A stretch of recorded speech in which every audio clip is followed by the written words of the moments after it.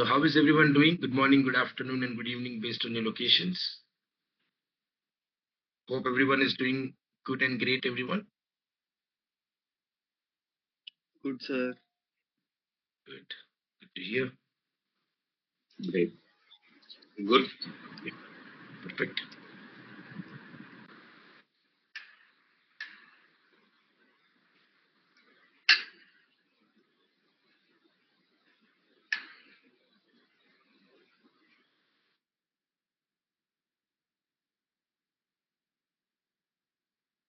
Okay.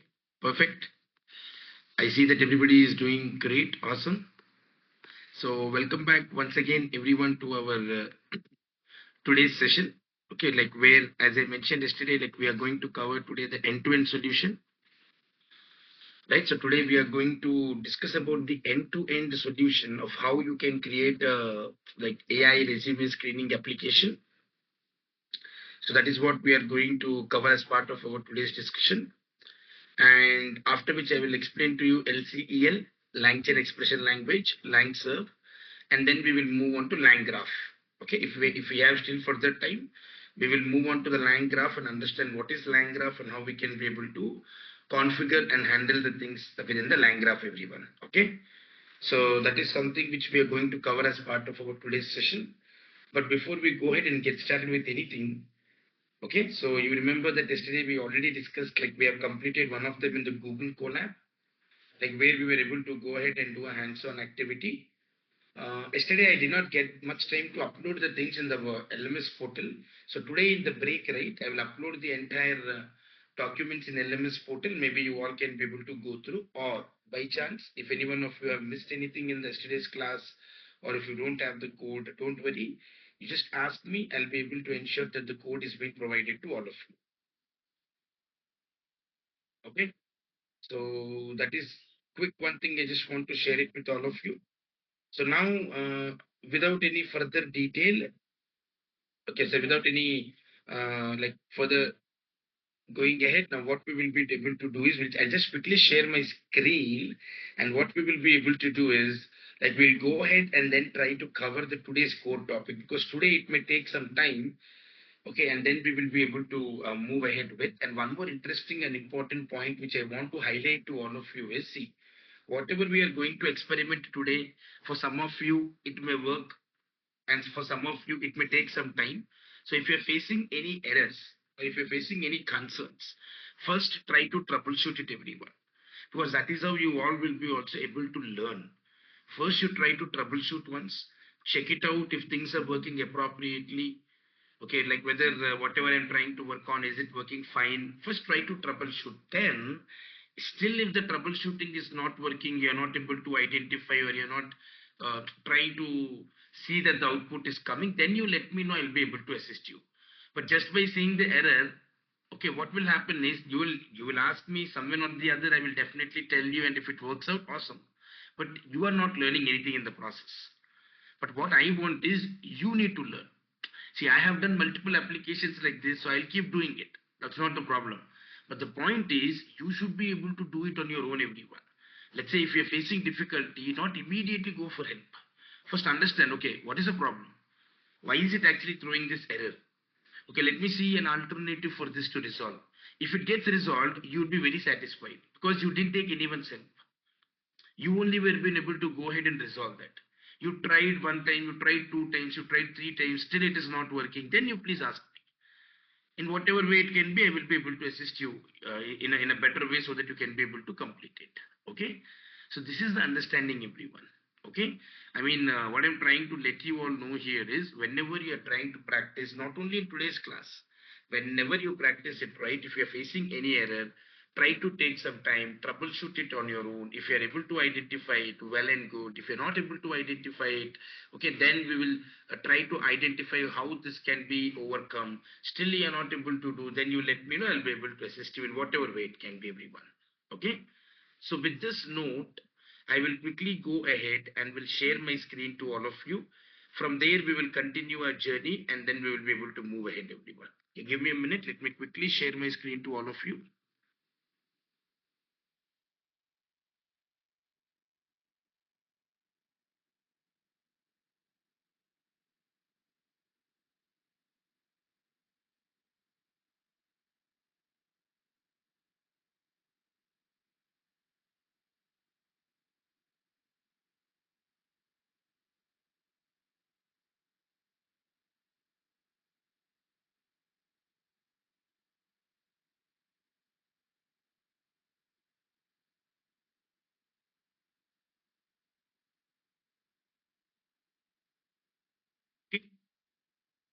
So, again, today what we are going to cover is everyone.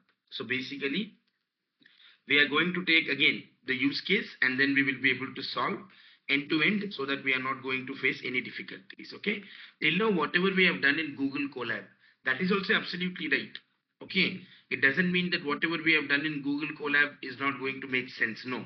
Whatever is available in the Google Colab as a code, yesterday, whatever we worked, or on the day one, and then the day two, and then whatever we will be able to move ahead and work upon in the Google Colab, right? That is also making sense. There is no doubt in it. But only thing is, in the Google Colab, you can execute your code, you can see all the output.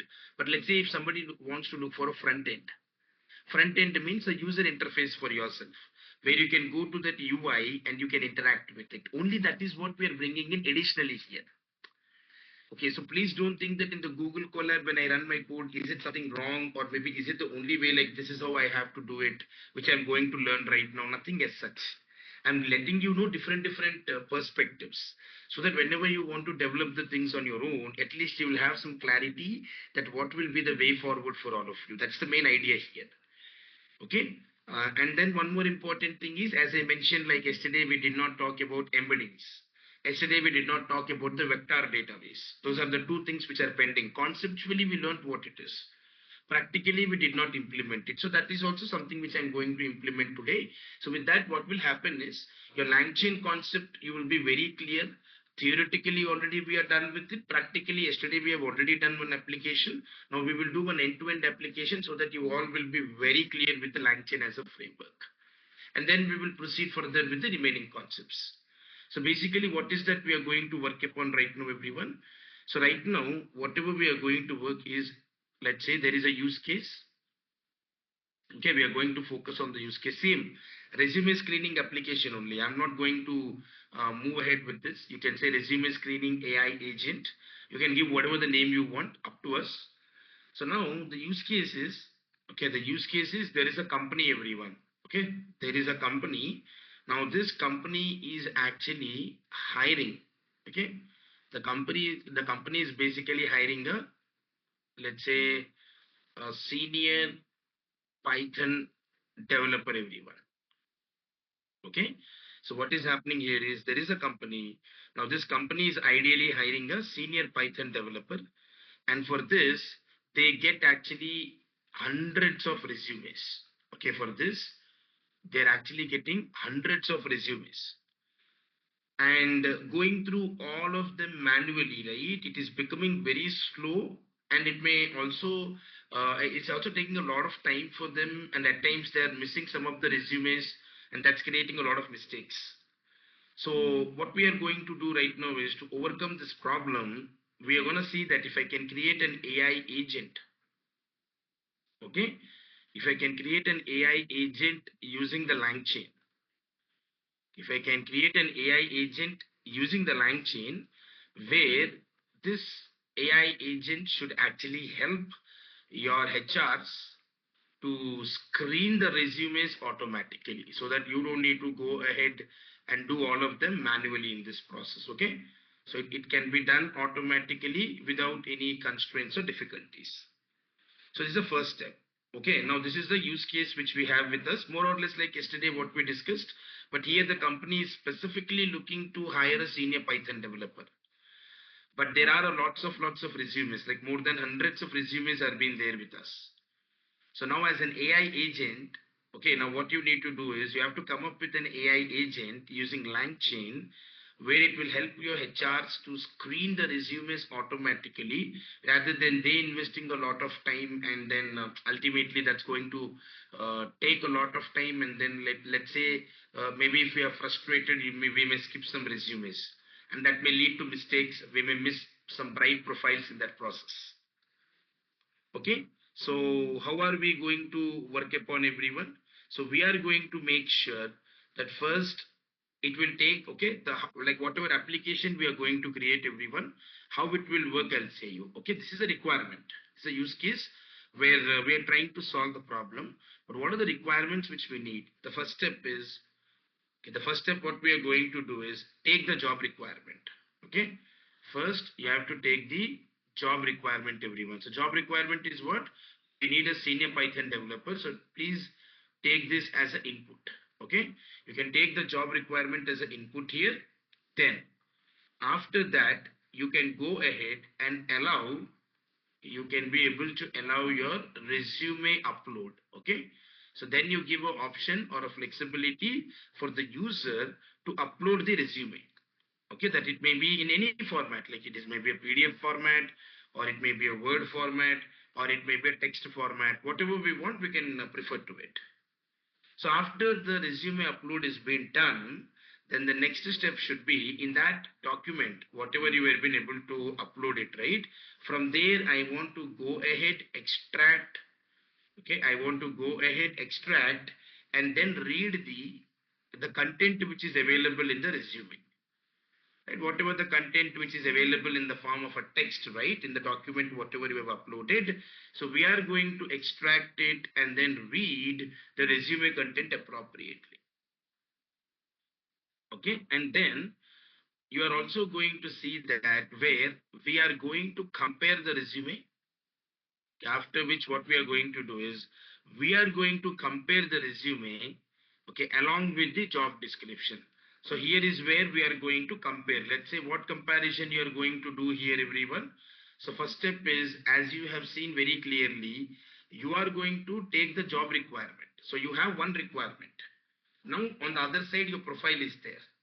So now there will be a comparison analysis being done between your profile or your resume, what you have been able to upload it, and on the other side, whatever the job requirement is there. So we will do a quick analysis for both of them, and then we'll see. Okay, and then we are going to see how this is going to play as an important role, everyone. Okay, that comparison is what we are going to work upon after this is completed. After this is completed, then we will ask it to generate a report. Okay, then we will ask the AI agent to go ahead and then try to generate a report, everyone. So what is that the report it is going to generate? Let's just quickly check it out here. So what report it will generate? Whatever we want. Yesterday, you remember the prompt template, everyone? So that the template we have fixed. So accordingly, the Google Colab able to understand, the AI agent got to understand the prompt template, and it started giving the result as per the template, whatever we provided it.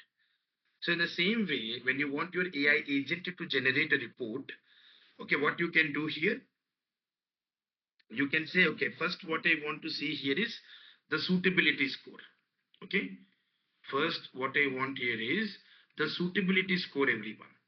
Like how much is the profile suitable for my requirement which I have currently with me. So do the comparative analysis between the profile which you uploaded, that is your resume, and the requirement what I have. So that is the first step. Like how much suitable is the profile? What are the different skills? Okay, I need this as a report. What are the skills which are getting matched over here? Okay, and then we also want to see that how much, let's say, experience is there, the relevant experience. Okay, so we can look for the experience relevance, and then what else, like we can see that education. Okay, whatever education requirement we have, whether that education match requirement is there or not. Then again, what are the different strengths and weakness? So you can generate the report in whatever way you want. I mean, just I'm giving these parameters, like let's say, and then strength and weakness, and then final recommendation. You provide me the final recommendation that based on my job requirement and based on the resume, let me know what would be the final recommendation. That do I need to proceed further with this profile, or do you think that I should be able to skip the profile and then move on to the next one? So that is what you have to do. Like this, you can generate a report by setting up a prompt template where the template will ensure that whatever the parameters you want, the AI model or the LLM at the back end will work, will use its intelligence and make sure that you can see the report being created in this pattern, so that you can use it for your every profile and see whichever profile suits the best, you can be able to move ahead with everyone. And after this, okay, after this, what we are going to do, everyone, ultimately, we will store the result. Whatever the result is going to come, so we are going to store all that result in a vector database, everyone, which we did not cover this part yesterday. Okay. So now after that, whatever the result is provided, now I'm going to take the responsibility to store that result in a vector database, so that whenever HR wants to search, or whenever HR wants to filter the result, it will be easy for them. Let's say now today there is a profile. Now that profile will be taken up and it will be stored inside the vector database. So whenever the HR is going to come and they will search or they will filter for the results. Now what will happen is, at least from the vector database, if there are any profiles, you can identify it. For an example, your HR may come and say that, hey, I have a requirement for strong communication skills, or I have a requirement for the certifications for the people who have done in AWS. You can always search, and your vector database will check if there is any relevant profile, and it will pop up that profile to you. So that is something we will see. Like first we'll try to store the result in the vector database, and then later HR can always come, they can search, they can filter, and can see whatever the results they want. Okay, and then the final part here is, everyone, okay, we will have a great UI, the user interface. So this user interface will be very much helpful for us to interact and see some great responses being generated. Okay, that is another capability which we are going to work upon. So basically these are all are the things, we are going to work right now. So what is that we are trying to do here, everyone? So imagine here the use case is, the company is hiring a senior Python developer where there are hundreds of resumes of the people. And then as an AI agent, I mean, we need to create an AI agent, like where we can use LangChain, where it can help all the talent acquisition or HR's team to screen the resumes automatically. So to do this successfully, what should I be able to do, everyone? So you have to make sure that you first take your job requirement as an input, whatever is a requirement which you need. You can consider that as the input. Then later you need to upload your resume, like maybe a PDF, Word or text, whatever the format you have with you, you upload your resume. Then you try to like extract the text content which is available in the document, whatever the document you're uploading. From there, whatever the content is present, we need to focus on extracting that content appropriately. So once the content is been extracted, then later what you need to do is, you have to compare your resume along with the job requirement which we have, that is a senior Python developer. So take your resume, check it out. If things are working fine, then that means great.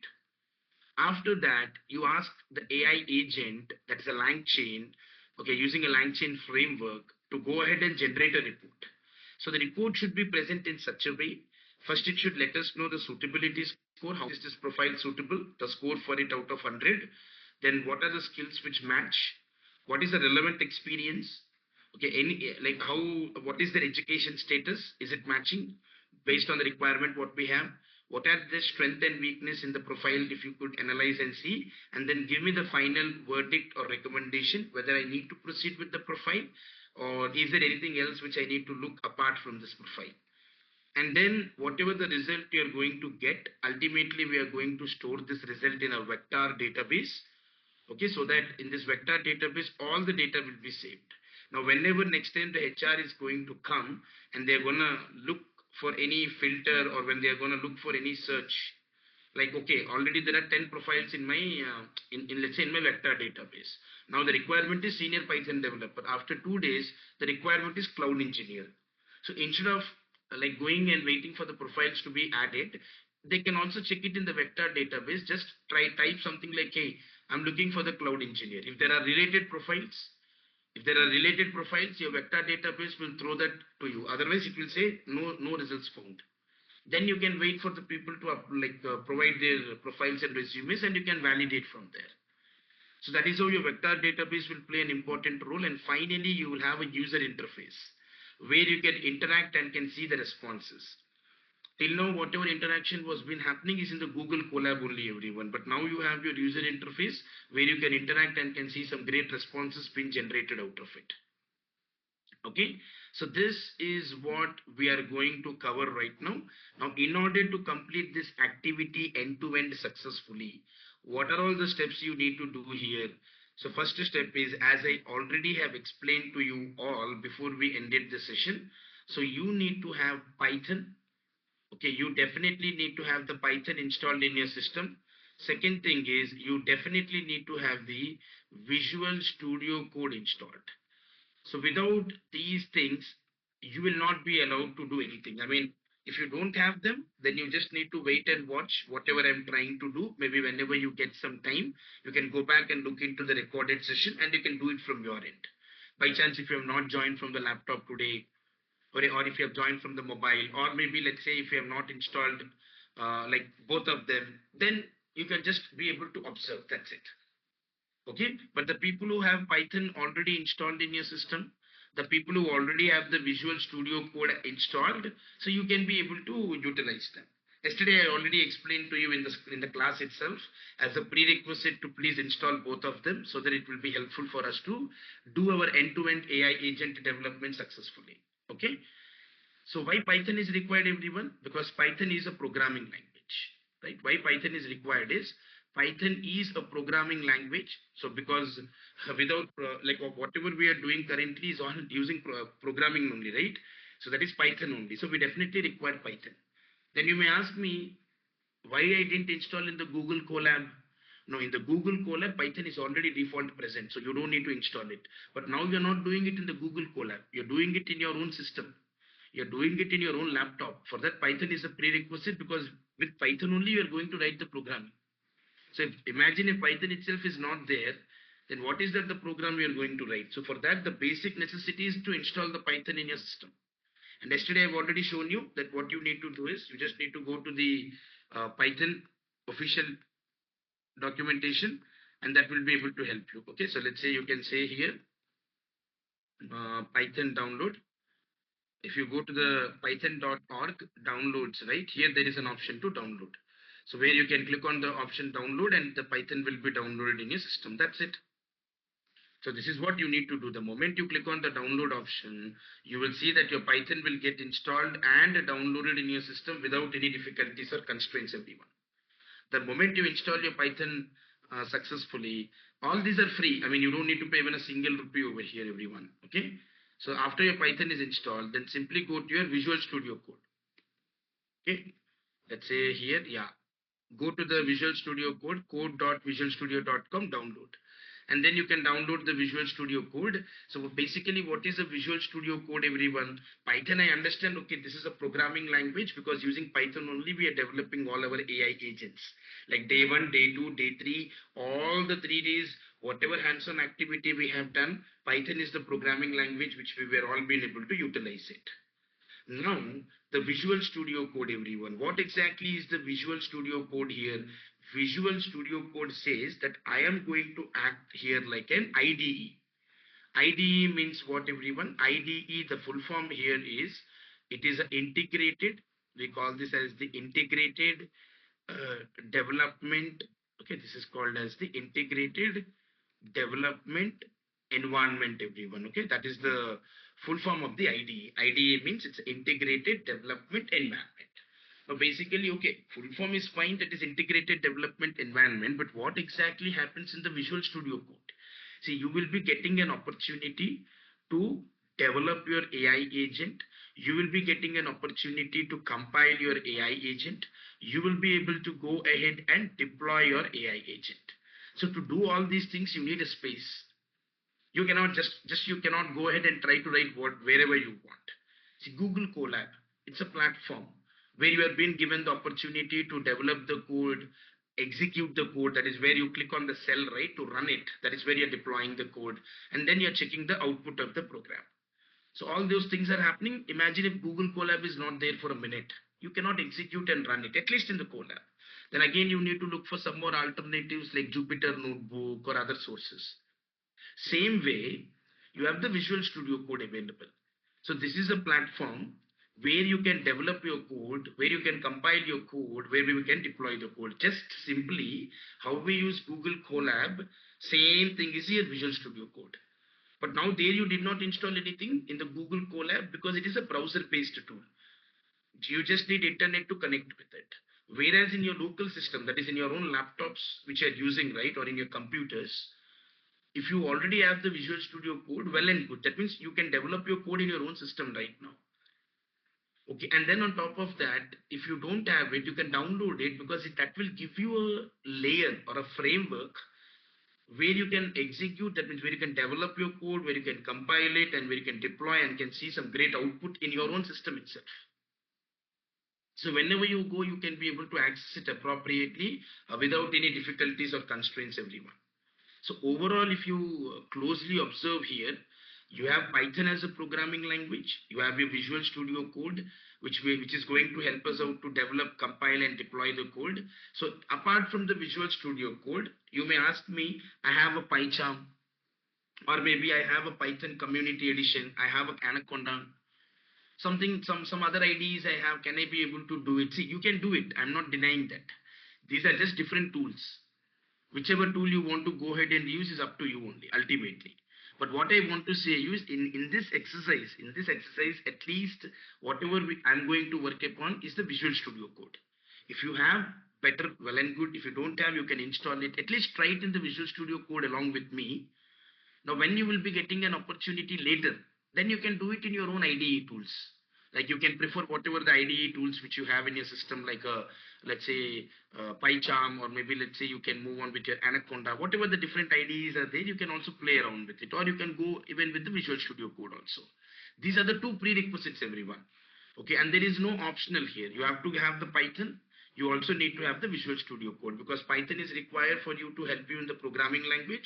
Visual Studio Code will be helping you as a layer where you can start writing your code and executing the things appropriately.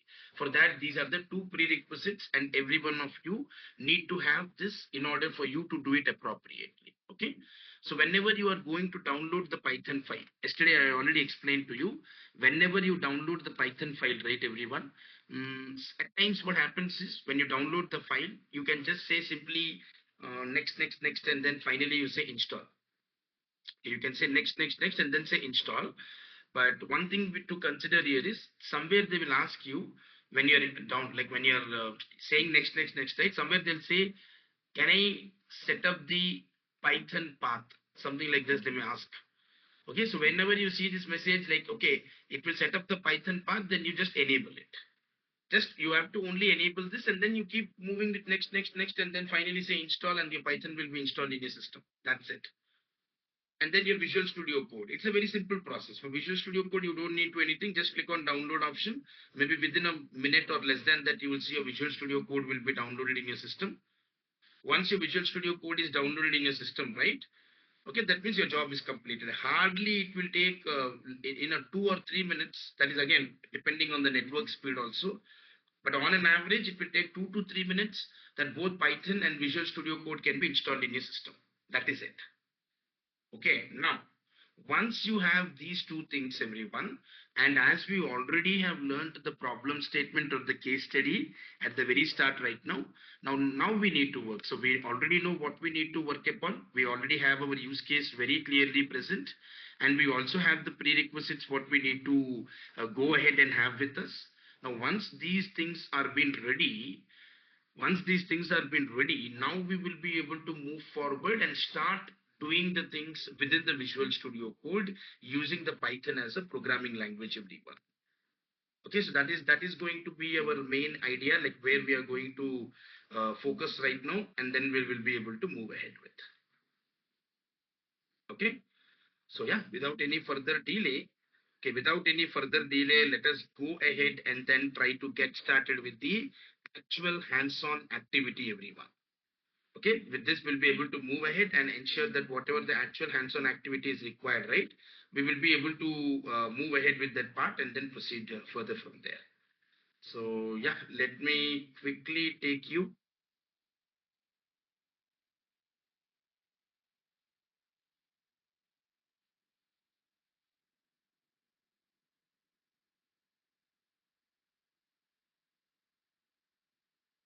I didn't share the entire screen. 1 minute.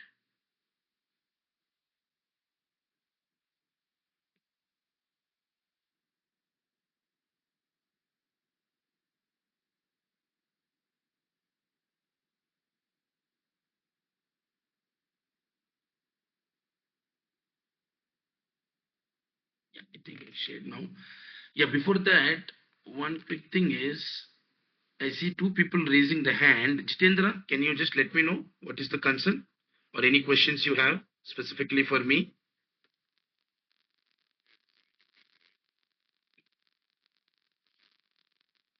Not sure, Jitendra, if you're trying to talk, but I'm not able to hear you. If not, you can put it in the chat if you believe that if your mic is not enabled or because I'm not able to hear you if you're talking. Okay. Maybe I'll give you the opportunity again or put it in the chat, please. We have like it's I don't know whether I'm pronouncing it rightly or not. It's Polemy Mighty. Yeah, hi, hi. Hey, Good hi. morning. Good morning. Uh, Actually, I wanted to Hmm, know here we are hmm, going ahead with a single agent, right? We are not using multiple agent for this hmm. particular use No, no. case, For right? this activity, it will be only one agent because LangChain supports very strongly one single agent as a framework to get started and utilize it. When we will go to multi agents will be really great in Crew AI. That is also covered in our course. Crew AI is great in handling multiple agents, but right now, whatever we are focusing upon will be related to single agent. So LangChain is not supporting multi-agent. No, no, it supports. It does. I'm not saying it doesn't support, but our use case currently doesn't demand multi agents. Our use Okay, case currently, whatever we are doing, doesn't demand multi agents. And in the real time also, like let's say out of 10 use cases, four use cases will be related to single agent only because sometimes what happens is single agent can also fulfill it. Like now you are not even knowing that all the scenarios we are trying to cover with only one agent we are completing it of everything. So wherever there is a requirement for multi agent we'll go with it. That is what we will learn in the future classes. But currently when we can do it in a single agent, the best thing with single agent is the cost will be less. You're going to pay a less amount because you don't need a multiple agents and you don't need a lot of computation power also. If you're using more computation power, you have to pay more to that LLM companies who are giving us the support. So we are going with a single agent, which is preferable. Then when we go to other frameworks, we'll try to integrate and incorporate the multi-agents over there. So multi-agent, I will anyhow explain. We have a concept for LangChain and LangGraph. After this use case is completed, then you will be able to see that. Is that fine? Or okay. do you have any further question? No, thank you so much. Thank you. Over to you, Anirudhu. Yeah, so is it okay if I can use PyCharm instead of VS Code, or we Yeah. definitely use? So what I would suggest is again, Aniruddha, like as I mentioned, you can use anything. First, to make it very clear, you can use anything, and I mean, there are no restrictions or constraints with regards to whatever IDE you want to go ahead and prefer to. Okay, Okay, I'm not trying to deny that, but for the time being, if you have, let's say, if you can go ahead and make sure that if you can be able to utilize like the Visual Studio Code, it will be helpful for you. But yeah, no, okay, I have a PyCharm with me, and if I want to leverage it, then you can also do. Because oh, ultimately, what we want to know is how to execute it, right? So yes, whichever tool you want to use, that's up to us. Because at the end of the day, it's just an IDE tool, Aniruddha. Okay, okay. Thanks, Prashant. thank you. Over to you, Santosh. Yeah, hi Prashant. Hey. So, so we are doing right. This is for coding.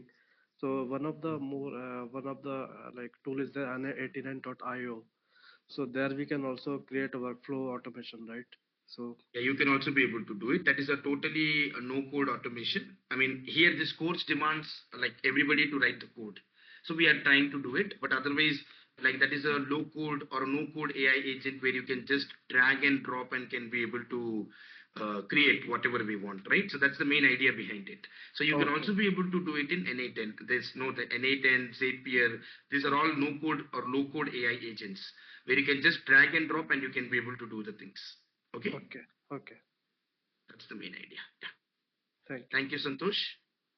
Sridhar, quickly over to you. Hi, Prashant. Uh, for all this, we are using the LLMs, right? So, how will be the costing model for this? Will it be Okay. clearly known to the companies, or? Yes, yes. So basically, there will be a billing policy which will be provided. Like for an example, let us say now we are doing our exercises. Day 1, day 2, day 3, we have done 3 different exercises, all of us, right?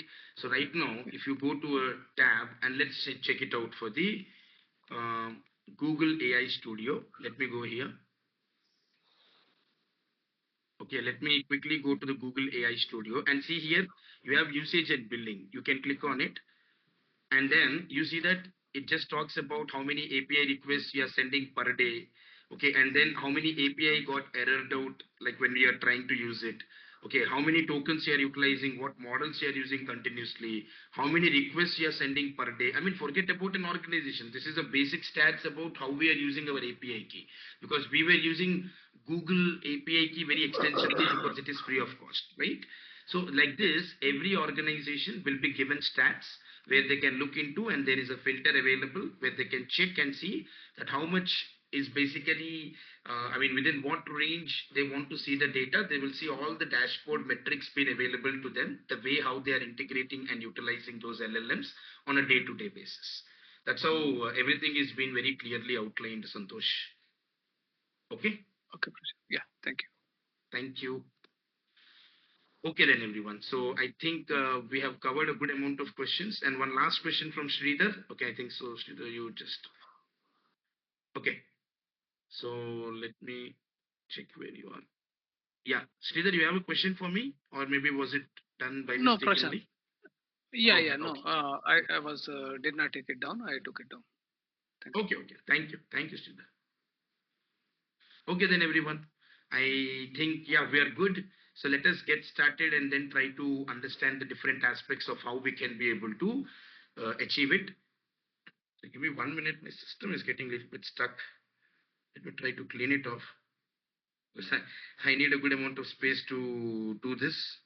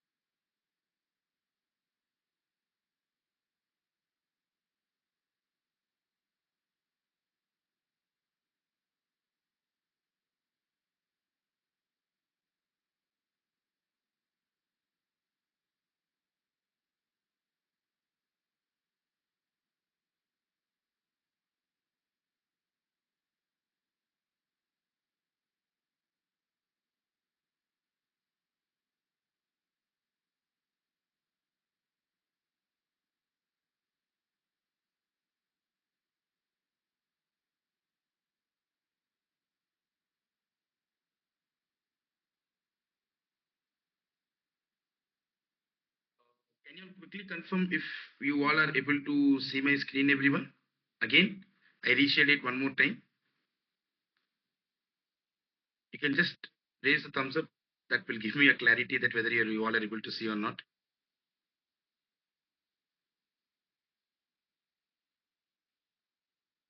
You all are able to see, right? Okay, okay. Thank you, thank you. No, you don't need to install any vector DB and all. I'll talk about them. Okay. So, but just confirm quickly if my screen is visible. Okay, cool. Thank you. So let me take you to the Visual Studio Code, everyone. Okay. See, be little careful here. Follow the steps very clearly. And one more key step is do not try to do anything parallelly, everyone. Okay, that is my request to all of you. Do not try to do anything parallelly. The reason why I'm not trying to ask you to do anything parallelly is the moment you start doing parallelly, things go work well. I mean, things go in a right way, well and good. But if, let's say, I'm trying to do parallelly and you are also trying to execute with me, somewhere if the code got stuck, you will be stuck then and there only. You will not get the chance to listen further part because you'll still struggle thinking that why am I not able to resolve this issue. All your time will go away there. Meanwhile, I'll complete of the concept. Because here understanding the concept is important. Once you know the concept like this, you can create 10 applications on your own. There is no doubt in that. But what is the main idea here is the main idea is to understand the concept in a very clear way so that whenever you want to go ahead and check into the results, it will be easier for you to correlate with. So that is the very important point, everyone, where I would request every one of you to please cooperate over there, so that then we can do this activity or exercise in a much clear and in a better manner. So what are we trying to do? I'll explain to you everyone here. So before we go ahead and then try to do it practically, so if I make it very clearly the steps right, it will be easier for you. First, you need to create a folder, everyone. First, you need to create a folder. Now, what is that the folder name you want to provide? That is totally up to your discretion.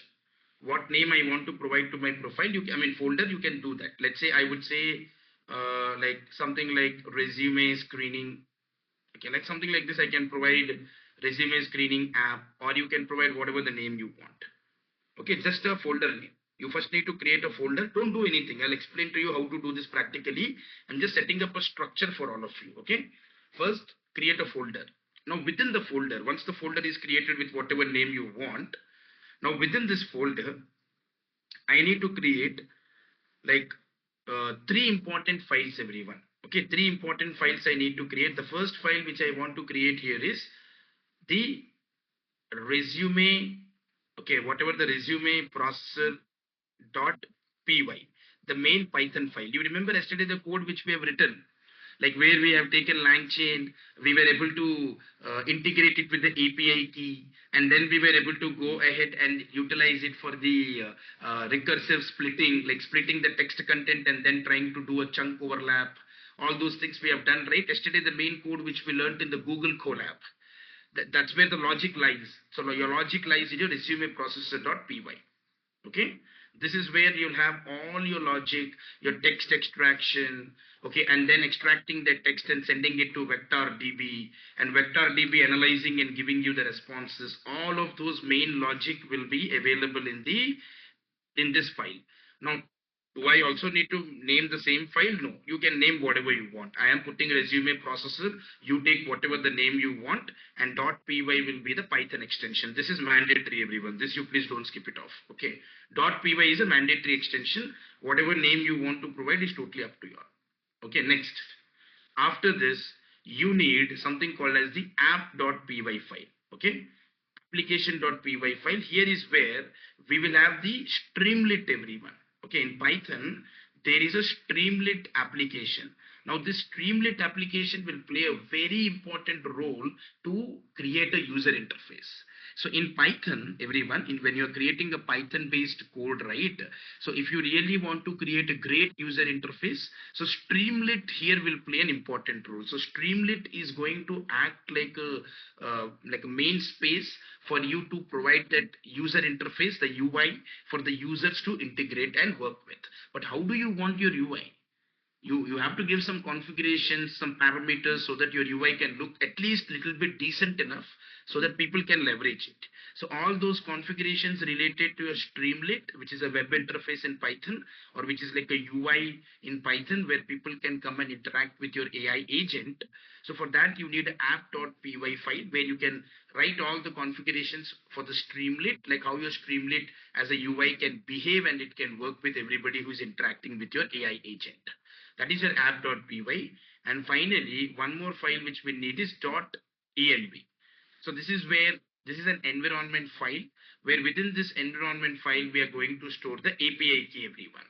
Now you remember in the Google Colab when we were discussing in our previous classes, what did we do, everyone? There was a secrets in Google Colab. We clicked on secrets, we imported the Google API key onto it, and every time from there we were being able to access our API key. That is the process which we have been following, right? Same thing here also. What we will do is, here you cannot directly access the Google Colab. So here also you need to create some secret space to store your API key. So for that you need to create a .env file, which is an environment file, and you need to provide your API key. So I would say better go with the same names for first, like second and third, app.py and .env. So the .env will be helpful for you to store all your API keys inside it, everyone. Okay, whatever API key, if you're using Google Gemini, your Google Gemini API key will be here. If you're using OpenAI, OpenAI API key will be there here. Okay, and again, so this is how the folder which we are going to maintain. I mean, the entire structure should be in this way, everyone. Otherwise, what will happen is You will try to do everything, but you don't know what exactly you're trying to do, and that's not going to make sense to all of us, right? So what we need to do here is, first step is to create a folder. Let me explain to you how we can create a folder. Go to any of your like any drive, like C drive or a D drive or a E drive, whatever you have in your system, right? You can go to any drive, and there you can create a respective folder. Let's say if I go to my downloads. Okay, let me quickly go to the, yeah, I'll just quickly go to my downloads here. Okay, I want to go to the downloads. Let me try to say, I'll right click on it and I'll say here new folder. Okay, let me say new folder and mention whatever the name you want, like resume underscore, okay, screening underscore, let's say today's date, like 2109, something like this. You can be able to do it. Okay, you can create a new folder like this. Simply what you need to do, if you have downloads, go to your downloads. That is going to be a little easier for you to use. And within your downloads, you just right click on it. You just right click on it and then you say here new, and then you say here folder, and the moment you say new folder, you will be allowed to create whatever the folder you want. That is what is the first step here, everyone. If you see here, right, that is the first step. Like what you need to do, you go to any of the path, like either downloads or wherever you want, C drive, D drive, E drive, whatever drives you have, you can go there and simply right click on your mouse or in your laptop, and then you say new folder, and then in the folder you provide whatever the folder name you want. That's it. This is what you need to do. So once your folder is being created, just takes a fraction of seconds. Once you create a folder, whatever the folder name you want, once you have been able to create it, then what you need to do next step here is, everyone, you just need to go to your Visual Studio Code here. The moment you go to your Visual Studio Code, in this case, you just need to click on the file here. Okay, like what you need to do in order to go to your Visual Studio Code, go to your Windows search. In the Windows search, right, just check for the Visual Studio Code. Like this, it should be able to pop up. Your Visual Studio Code should be popped up like this, because if you have already installed it successfully, if you have either done yesterday or either if you have done today, but you remember one thing, if you have not installed the Visual Studio Code in your system, and when you go for a search, it will not show you, because obviously if it is not there in your system, how would it be able to show you then? If you have not installed it, then you don't expect that it will be visible. But if you have already installed it, then you can go to your Windows search, or if it is Mac, you can search in your Mac and then check for the Visual Studio Code. So the moment you see if the Visual Studio Code is there, you just click on open. Okay, just click on open. The Visual Studio Code will be opened for all of us. Okay, so like this, you will be able to see the moment you like have the Visual Studio Code, right? Something like this, it will say you like welcome. It will just give you a welcome sort of a page. Okay, like where you can be part of it. Like you can just see there is a welcome space which will be available in this way. See, think one thing, everyone. You may not be able to see exactly what I'm showing, but at least you should understand that where where are the important things which you need to consider. Okay, so this is how your Visual Studio Code will be there, everybody. So once your Visual Studio Code is available, I mean, once you open your Visual Studio Code, right, then what next? So the moment you open your Visual Studio Code, the next step which we all need to follow here is, before you do any great thing like AI agent, LangChain, vector DB, all these things, before we learn all these things, right, I want to make it very clear to all of you is, first get the extensions for the Python. So here you see, everyone, towards the left hand side, right? Towards the left hand side, you don't need to know everything. Just go to this extensions. Okay, there will be a space called as the extensions, where you can be able to click on it. Okay, so moment it and then try to click on the extensions here. See, this is your extensions, and in the extensions, you can go here and in the search bar, you can say Python. Okay, whatever extensions you see here, right, everyone, towards the left hand side. So in this extensions, okay, you have the Python option available. Okay, where you see that there is where you can search for Python, and there are a lot of Pythons which are available with us. Okay, there are a lot of Pythons which are available as an extension. Now what you need to do, once you go to extensions, you have the Python as a search. Click on the Python option and let us check it out. Okay, so okay, now what you need to do here is, like, let me see, yeah. Okay, so you see that here in this case, anything you can install it, that's okay. You can go to your Python debugger, and here there will be an install option. Right now it is showing me uninstall because I've already installed it, but otherwise in your case you just need to go ahead and say install. You just need to install the Python extension in your system. What will happen is when you install the Python extension, right, whenever you write the Python program, your Visual Studio Code will automatically understand that it is a Python code. Okay, so for that, even though you may ask me, I have installed Python, do I still need to do this step? Yes, even if you installed Python, your Python is there in your system. But in the Visual Studio Code, if you want to make your Visual Studio Code understand that you're using Python, what you need to do is the moment you install your Visual Studio Code successfully, and when you open your Visual Studio Code, right, everyone, there is an extensions option in the Visual Studio Code. You need to go to extensions and make sure that you search for Python. The moment you search for Python here, right, you will see that the Python will be available. Just you have to click on that Python and say install. Just you have to click on Python and make sure that you're installing the Python overall. So once you install your Python successfully, right, once you install your Python successfully, then we will be able to proceed further with the next steps. So what are the next steps, everyone? After your Python is installed here, you have to go to the file. You just need to go to the file here. Okay, in the Visual Studio Code, file, edit, selection, view, and then there are three dots like this. Okay, so you just need to go to the file, and in the file just say open folder. Just click on open folder. Now already you created the folder, right? Already you created the folder in your downloads. You can just simply select that folder here. Now let's say my folder is whatever I have been able to create is resume screening Gemini. Okay, I'm going to select this and say select the folder.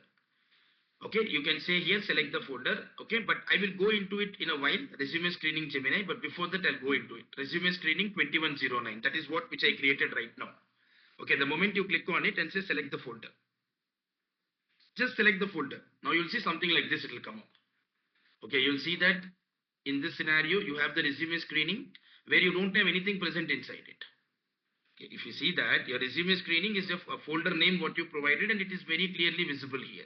But underneath that you don't have anything to be executed or anything to be able to run over here. That's the idea we all need to be aware about. Okay, now if you see here very clearly, what is exactly happening, everyone. So we have the like the folder which is required for all of us. Okay, so what I did in order to get this, first I created a folder in my downloads or wherever you want, you can create it. Just you have to click on the file option in the Visual Studio Code, go to the file and then simply say open the folder. The moment you select open the folder, whatever folder you created it.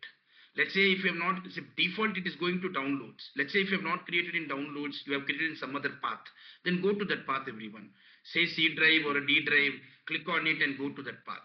But let's say I have already created in my downloads, so better you can select it in the downloads like whatever the folder you created. So I created now resume screening 2109. I select this and then say select the folder. And you will see a folder will be created in this way. You see that your folder is being created in this way, everyone. Now once your folder is visible in the Visual Studio Code, right, you don't have anything underneath it. So you don't have anything underneath it. Now whatever I explained to you here, everyone, just if you go back to the like the entire structure. Okay, the entire structure, if you see, what am I going to do? Let me create these files now. Okay, first file is for the logic. Second file is for my Streamlit application, which is going to be a UI for everyone. And then the third one will be the .env file, where I'm going to save my API key. So what I will do here, I'll go back. Okay, I'll go back and see here. Once you click on the folder, everyone. So this is your folder. Just you put the cursor on top of your folder, right? Or you put your mouse on top of the folder. You will see there are options available. Create. Do you want to create a new file? Do you want to create a new folder within the folder? You want to refresh, okay? Or you want to collapse the folders. Okay, there are four options, but again, we don't want everything present here. What we are going to do is I need to create some files within my folder. That's what I learned here, right? Within my folder, I want to create the files. Like how can I be able to do that now? So here there is an option to create a new file, everyone. So what you need to do is you just need to click on that new file. Okay, and then say what is my first file. I'll say my first file will be resume underscore processor, okay, dot py. That's it. See, my very first file has been created. This is how you simply have to do it. Okay, there is no complex things. I'm making it very simple so that you can first create the file structure.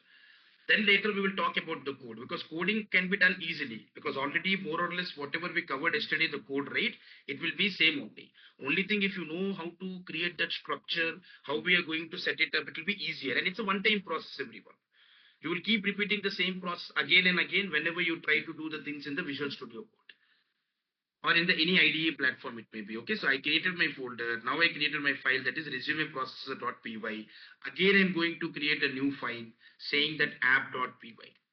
This is also done. Now again, I'm going to create a new file saying .env and say enter. That's it. If you observe here very clearly, what did I do, everyone? So I was just able to go ahead, create a folder. Now I went here, set file, open the folder. Wherever my folder is there in my system, I just selected that folder and then say select the folder. That's it.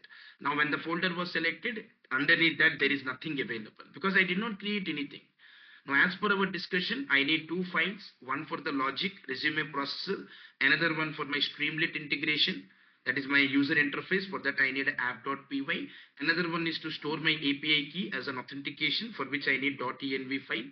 So for that, what I did here, like if you just put your cursor or your mouse on the folder what you created in the Visual Studio Code, you have here an option to create a new file. You have an option here to create a new file. You just need to click 3 times to create a new file for 3 different aspects, like one being your resume processor, another one being your app.py, and the third one would be your .env file. So these are the 3 things which we need to work upon and then try to create it. Okay, once these are being created successfully, everyone, okay, once we go ahead and then try to create them successfully, what is that the next steps I need to follow up? The next steps here is, after this is completed, you have 3 dots here, everyone. Click on those 3 dots and simply say terminal and then say new terminal. You will see a new terminal will be created here. And when you create this new terminal, right, when you create this new terminal here, so it should show you, I mean, whatever path you have, that's up to you. Okay, whatever path where you have the downloads and all, that is up to you. That means automatically system will detect. But you should see you are in the folder. What is the folder I created in my? In my case, my folder is resume screening 2109. So I am in that particular folder. That is important for me. In which path it is there, system only will detect that. But as long as you, whatever the folder you created, let's say in my case, my folder name is resume screening 2109. Let's say in your case, if you have given some other name, that's also fine.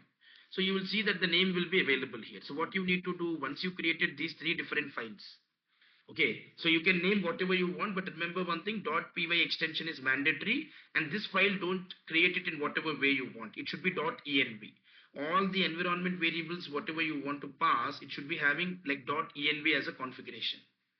So these are the 3 things you have to create, everyone. After that, once it is created within your folder, you have to go to those 3 dots. Click on those 3 dots, and you see there is a terminal option, and then you simply say new terminal.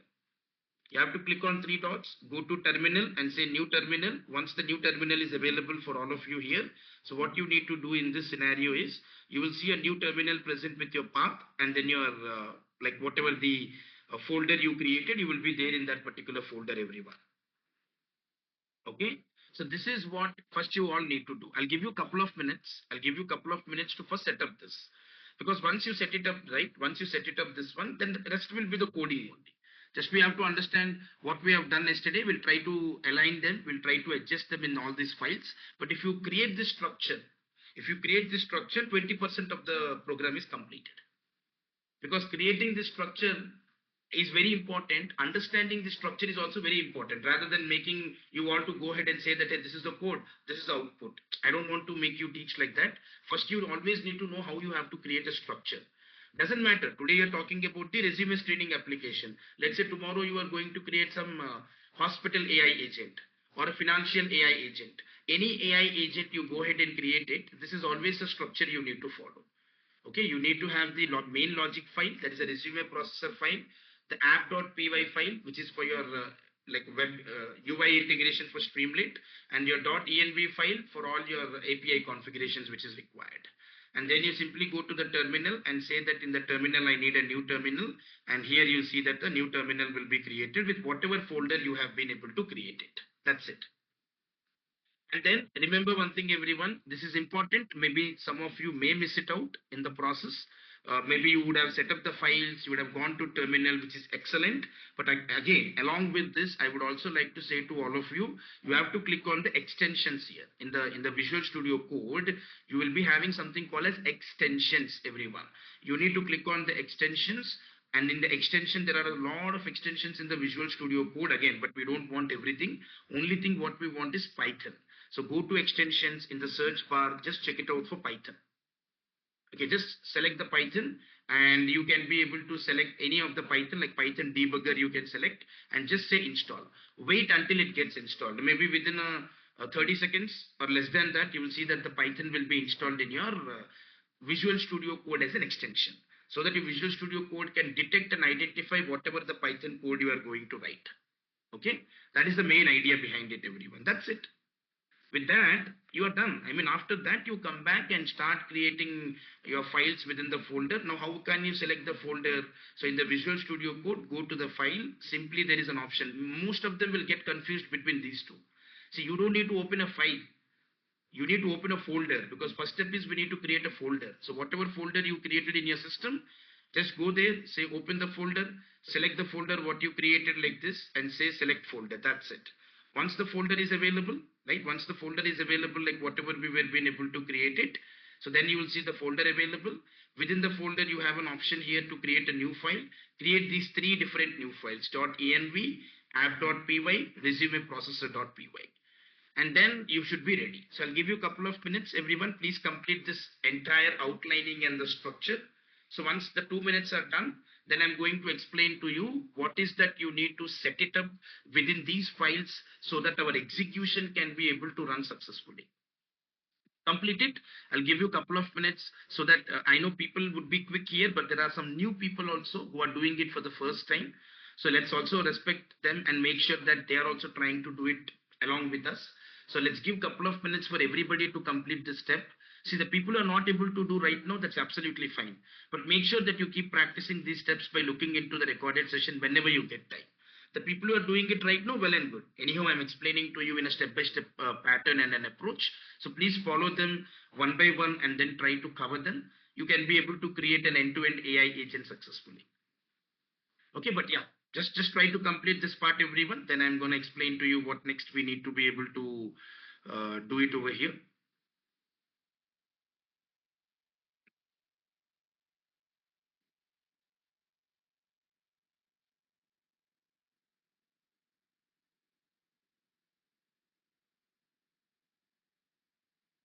Complete this entire outline and structure. Okay, I'm giving you 2 minutes to complete, and after that I'll move ahead with the actual implementation and execution part, everyone.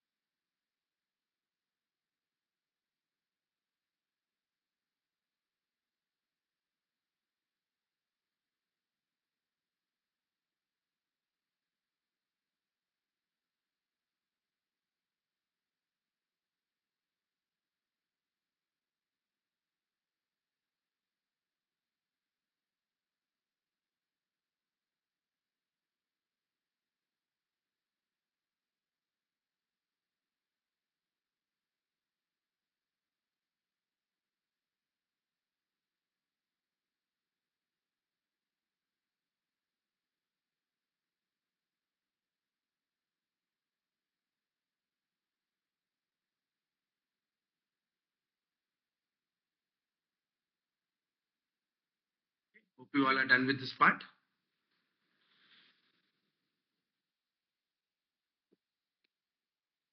Hey Mukesh, I see your hand being raised. What's the concern? Oh, I, I yeah, am not able to I, hear you, Mukesh. Your voice is breaking. I, I was asking about like, if can you hear me? Yeah, a little better now. Can you hear me? Okay, I Yeah, was a little better. asking Okay. like, yeah, I don't want to add all the library installation codes in the code, and so if we run every time, the same installation will execute, right? So to remove that, can we create some separate file so there all the packages will be there, so our code will We not can. impacted when next Yeah, time that run? also we can do. That is also one option, Mukesh, where you can create one file like requirements.txt file. Okay, something like that you create, put it everything in that. So whenever you execute your code, whatever is available within your requirements.txt file, that will get installed. So you can also be able to do that instead of installing whatever is required. That will also I'll show you, Mukesh, so that you can put it everything in the requirements.txt file, and that will automatically be executed. You don't need to rerun. And even one more thing is, when you run the command one time, okay, the installation of LangChain community, or PyPDF, or whatever we discussed yesterday, right? Talk to text. Here also, if you install one time, that's more than enough. Again, you don't need to keep on reinstalling every time when you need to come. But again, whatever step you have also mentioned to me is also right, Mukesh. You can create one file, put within that file whatever the libraries you want, and you can install it directly by executing that file, whatever you created it. That is also possible. Okay? Okay, okay, Yep. thank Thank you. you. Okay, then everyone. So let us proceed further. How many of you are done till here? Just give a thumbs up, please. You don't need to put it in the chat because my chat is getting bombarded. So you can just give a thumbs up. In that way, what will happen is I'll understand by seeing the count of the thumbs there. Like I can understand that how many of you have been able to actually make it up at least till this part. Okay, there are more than 30 people who have already taken it up. Great, great. Okay. Good, good. But the people who want to do it later, you can still feel free to do it. So now let me go ahead and explain to you what is that the steps which we all need to follow here, everyone. Okay. So that's the first thing which we all need to understand over here. So now the most important steps which are required here is, let me go back to my file, open the folder. Now this is my folder. Okay, don't get confused. I'm coming back to my actual folder right now. This folder I created only for you to make you understand how to create the folder, how to create the files and all. But again, I'm coming back to my previous folder which I had with me. So here is where I have everything. See, don't worry about PyCache. Don't worry about the Chroma store. Ignore them for the time being. Okay, but while you see this, maybe you'll get confused that, hey, why I don't have these two. That is okay. You will get it later. Once you execute it, you'll automatically see that these two things will automatically be able to come up in your system. So we don't need to worry about it. These are the three things which are required, which you already have created it successfully. So before I do anything, okay, before I go ahead and then try to do anything, right, the first step which I need to work upon is to install all the prerequisites, whatever is required, everyone. Okay, we need to go ahead, install whatever the prerequisites which are required for us to run it successfully. Okay, so we are using what? Google Gemini we will use, everyone. Okay, as a first step, we will use Google Gemini because it is free of cost. But again, as with free, right, it will not work 100% perfectly because it's a free. So obviously what will happen is it will still work in a better manner, like 95% of the work will be done. And I will also show you an OpenAI model also, which has a very advanced versions of doing the things. Okay, there also we will see, like OpenAI model also I will show you, Gemini model also I will show you. Gemini you all can work upon on it, where you can also execute the things because it's free of cost. In the OpenAI, people who have the API key for which you are paying, you all can utilize it. But otherwise, it will be a demo for everybody to just to showcase you that how OpenAI can also be able to work here. Like that is nothing but the chat GPT. Okay, but again, let's talk about that little later. Let's now focus on this part majorly, everyone. Okay, how to use the Google Gemini and all. So before I do this, I just want to let you all know here. Okay, so let me go ahead and then let me show you this main commands which you actually need to install. Okay, let's put it here. Let's maximize the size here. Okay. So ideally, if you see in this scenario, this is what you all actually need to install, everyone. Okay, I'll just explain to you. Probably you're already aware about it. Yesterday we have done this installation, but let me make it very clear. See, this is the first step you need to do, because without these libraries not being installed, right, you cannot be able to move ahead with. So basically, pip install is nothing but as a Python package. Pip means as a Python package, I want to go ahead, install first my Google Generative AI. Why only Google Generative AI? Because I am using the Google Gemini. So I need the Google Generative AI to be installed. I need my LangChain, which is available in the Google Gen AI. This is another one I want to download as a library. Then next one I need is the LangChain community, like LangChain community is another one which I require. Okay. Then I need a Python dot environment. Here Python dot environment will be helpful because already we have the .env file. So first step is you need to make sure as a Python package, you need to install some prerequisites like your Google Generative AI, because we are using the Google Gemini to integrate with, because that is the API key we will leverage. And within the Google, you have a LangChain. So you can have your LangChain Google Gen AI also get installed. You can also have your LangChain community get installed. You can also install your Python dot environment. Okay, once this installation is done successfully, I will show you how to do it. Okay, don't worry about it. I will show you how you can execute it. But let's say once the installation is done successfully, then again further run the second one. Okay, run the second part here, where again you will say as a Python package, please install me Streamlit. So Streamlit is going to play a very important role for my user interface, that is UI. For that I need my Streamlit to be installed in my system. Then I need a Chroma DB, everyone. Chroma DB means what? It is a vector DB. Okay. Your Chroma DB is your vector database. This is the database we are going to use. So we are saying to install the Chroma DB. Chroma DB will be our vector database. And you know already these two things. These are like your file readers, everyone. These are your file readers. If it is a Python, it will be a PyPDF. If it is a document or a text content, you can go with the doc to text content. Okay. So these are the file readers where you can install, because when you upload the file, these file readers only will extract the content which is available in the file. So these are the first prerequisites which we need to work upon. So what you need to do before you do any execution of the code, we need to install the prerequisites like the Google Generative AI. We need to get the LangChain Google Gen AI. Within the Google, we have the LangChain concept. We need to install that. We need to install the LangChain community so that whatever we are using from the LangChain community can be utilized appropriately in our code. And then we need to have the Python dot environment where we will have the API file being integrated with the API key.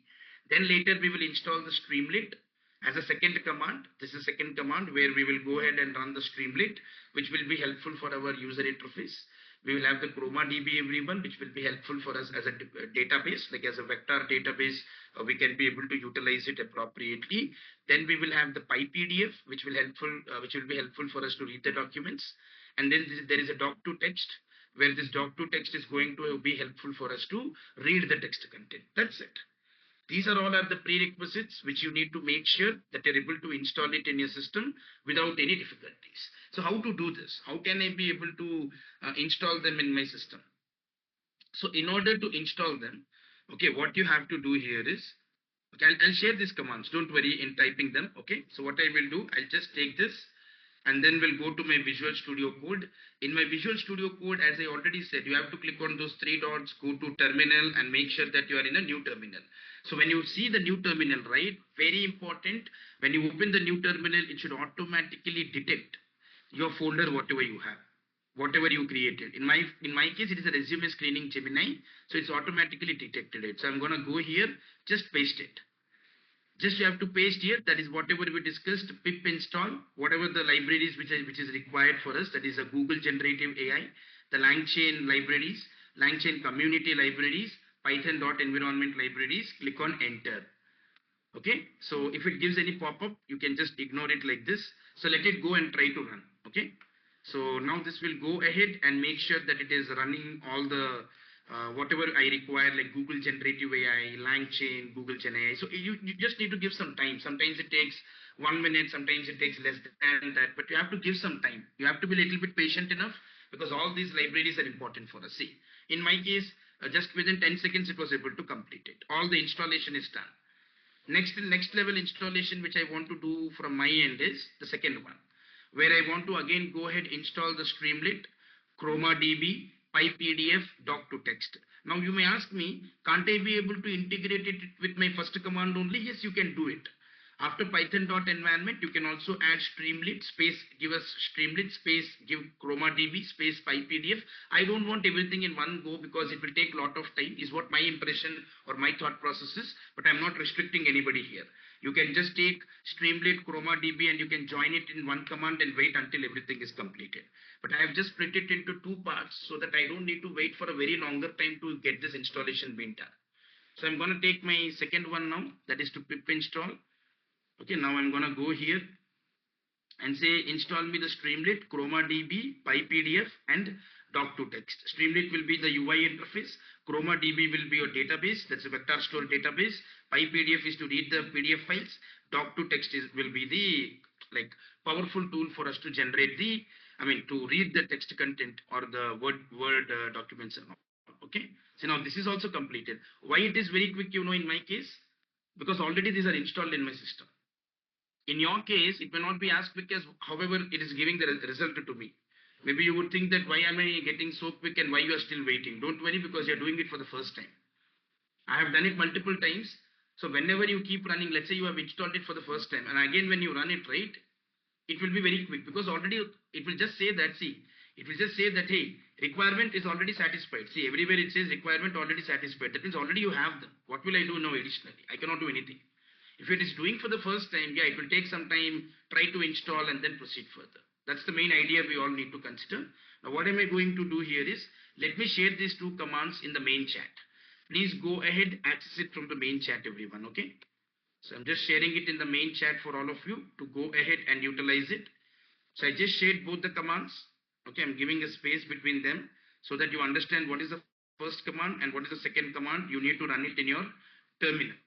Okay, you have to go to your terminal, run the first command, which will install all your Google generative AI, LangChain libraries, LangChain community libraries. Everything is going to be installed over there. And then as a second part, please install the Streamlit, ChromaDB, PyPDF, doc to text. Let's get all the prerequisites get installed in our system before we get executed. With this, we will done with all the prerequisites. So we created our file structure, we installed the Python extension. Now we are into the terminal, and within the terminal, we are trying to get all the prerequisites which are required for our Google Gemini to work appropriately within the LangChain. So we have got everything installed. Then later we installed our Streamlit, our vector database ChromaDB, and then we have also have the PyPDF and doc to text to read the relevant text content. That's it. So please complete it, everyone. I'll give you a couple of minutes to please install it in your system. Please go to the community. I mean, sir, not community. I would say please go to the terminal. Here, just click on those three dots. Go to the terminal, and in the terminal, please select the new terminal. And in the new terminal, please execute the steps. Okay, but remember, very, very important step is, it's a very basic thing, but very important is you should be in your folder. Whatever folder you created, okay, whatever the folder you created, in that folder only you need to do. Okay, if you're not in that folder, what you created, then please don't execute it, because that will again take away a lot of space. So please make sure what you need to do here is, everyone, whatever the folder you created at the top, make sure that you are doing everything within that folder only. Okay, you are not trying to disturb the process anywhere. So within the folder, whatever you created, in that folder, go ahead, try to install, wait for some time until the installation is done successfully. Sometimes it takes time. If your network is not that great also, it will take time. So please don't lose the patience and say that, hey, why it is not getting installed, I'll take away. No, it will run. It will run, but it will take its own time and will complete all its installation successfully. So you need to run the two commands in your terminal, with the folder being whatever the folder you created. After that, you have to run this and then it will get installed successfully. Please complete it, everyone. I'll give you a couple of minutes to go ahead and execute and complete it off.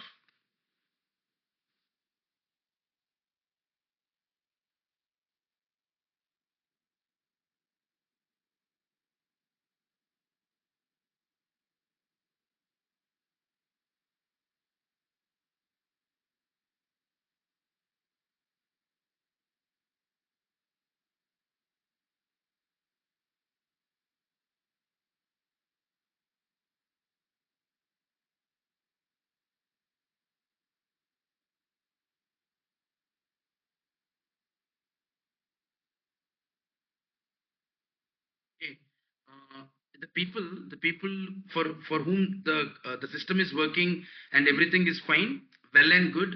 But if there are people, okay, if there are people where it says that your pip is not recognized, okay, somewhere if it talks about like your pip is not recognized, that means you have not installed your Python successfully. Okay, so what you need to do, whoever is getting an error saying that pip is not recognized, okay, so for all of them I would say first you check the command like this, okay, Python hyphen version.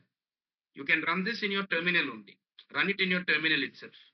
Okay, for an example, if I go to my terminal here, okay, now let's say in my terminal I will say Python hyphen version and click on it. It should show me Python version like this. That means your Python is installed. If this is not installed, that means, I mean, if it is not showing the Python version and it is saying that Python is not recognized, that means I have not installed the Python, because pip, that is PIP, the PIP, that's the Python package, will automatically come with an installation of the Python. You don't need to install it separately. The moment you install your Python as per the previous steps what I explained, right, with that automatically pip will be present. Okay, I'm just sharing the command for you all to check the version of the Python and just putting it in the main chat, where anybody who is interested can also be able to look into the, like, if you want to know whether the Python is installed in your system, then you can just go ahead and check for it. Okay, this is the command which I already have shared in the main chat. That's a Python space hyphen version. And if you're able to see the Python, that means you have done it successfully. Then your pip will be recognized. Then your pip is going to be recognized everyone. Otherwise, it will not be able to work. Okay. So now, okay, basically the people are facing the problem like pip is not recognized, right? There can be two reasons. Okay, one reason is you have done installation. Now you will say me that yes, I have done my installation. Okay, I have done my installation, but still my Python version is not there. This is where the problem will come. Yesterday I explained to you, right? If you are not going to add a path, if you are not going to add the path to your Python, then these type of problems are basically going to occur everyone. So you, that is the reason I said there will be small tick box where you need to say add the path to Python or something like this. Okay, but if you have not done that, then what you need to do here is, I mean, you need to set up the path. Okay, you need to set up the path to make the things go in a right direction. Okay, so what you have to do, there are two steps. Either you have to delete the Python, whatever you have created already installed, you have to delete and again you have to reinstall it by selecting this file. I mean, just selecting the drop down with a checkbox saying that add the path to Python. But if you have not done it, but if you want to explore it, ideally what happens is your Python will be stored in your C drive, everyone. You have to go to your C drive and then you can go to your users, and in the users your name will be there, whatever is your name, and in that you can go to your app data, okay, and then you can go to your local, and then you can go to your programs, okay, and then you have to go to your Python, and in the Python, whatever the Python version you have to go there. Okay, inside this there will be a scripts folder, and that's where you have to set up the path appropriately. Like if I see in my system, if I have, actually this is something which you have to, I mean, you can do it on your own, everyone. What you need to do is you can just go ahead, use, like there are a lot of videos in the YouTube where it will explain to you how to set up the path. If you forgot to check that add path, it will show you that how you need to add the path, like going into the respective field. Okay, let's say I'll go to my C drive. I'm gonna go to my users.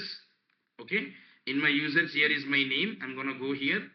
Now within this, let me see where is my app data. Okay, because that's where it will be there.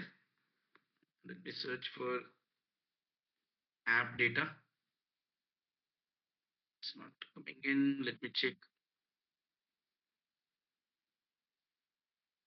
Okay, somewhere here you will see there would be a folder called as the app data. So now what we will do is the moment we enter into the app data, right? So that is where all your Python files are going to be present, basically, everyone. Just checking. Let me put only app. Okay. Okay.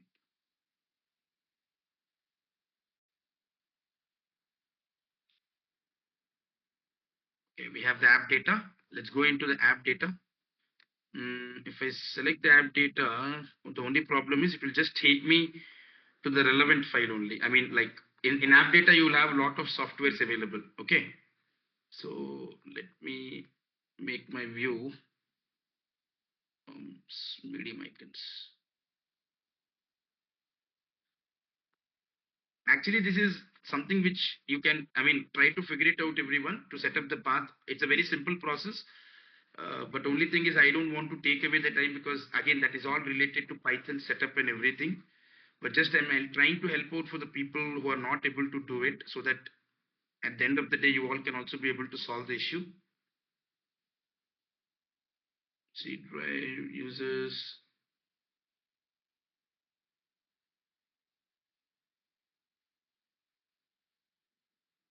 Give me 1 minute. Let me select from here only the app data folder.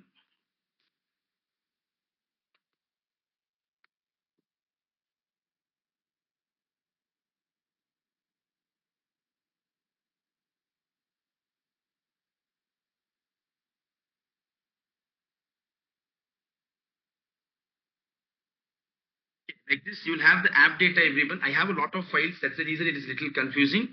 You have to go to your relevant app data for your Python. Okay, so for whatever the Python you have installed it, right, you can go to that particular app data. Okay, and then within that app data, right, you will be able to see there will be a file called as a local. So you have to go to the programs, Python, and then in the scripts, you have to change the system environment variables to the respective path, whatever you want. So that path you have to add it to your system environment variables. And then you need to restart your terminal and try with it. So that is only that path is like something which you need to work upon if you have not done it. Okay. So you can easily identify that. So you will see a lot of videos available in the YouTube where you can go and can set up your path, because my path is already set up, everyone. So what I did when I was installing it, I then said that I just enabled the checkbox and said that, hey, add the path to Python automatically. So it was able to take care of it. Okay, that's the main idea. But yes, just try to work around and see in the different videos which are available. If you still face any difficulties, maybe we'll try to check it out in your system, because in my system it will not make sense, because already I have my path being configured. It will be helpful if I could be able to see it in any of the other systems. Okay, but this is what I just want to make it very clear to all of you. Yeah. So already somebody has mentioned it. Let me put it here. This is how the path will be there. Thanks, Ajay, for sharing it. See, I just shared it over here. Only difference will be the username will be the name what you are going to have. Okay. Whatever I mentioned in the main chat, C drive users, there you need to change the name. Okay. That is whatever the name you have. Then go to this path, app data, local programs, Python, whatever you have installed it, the version, and then the scripts. From there, you have to set up your system environment path, where it will help you to go ahead and see that your pip will be recognized after that, because pip, it will automatically come with your Python only.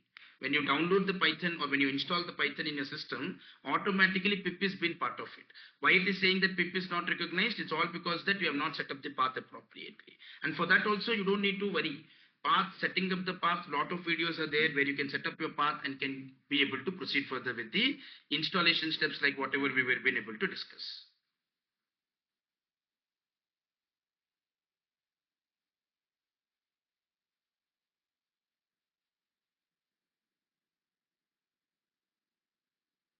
Yeah, for you also, mother, it is same thing, right? It just says that command is not found.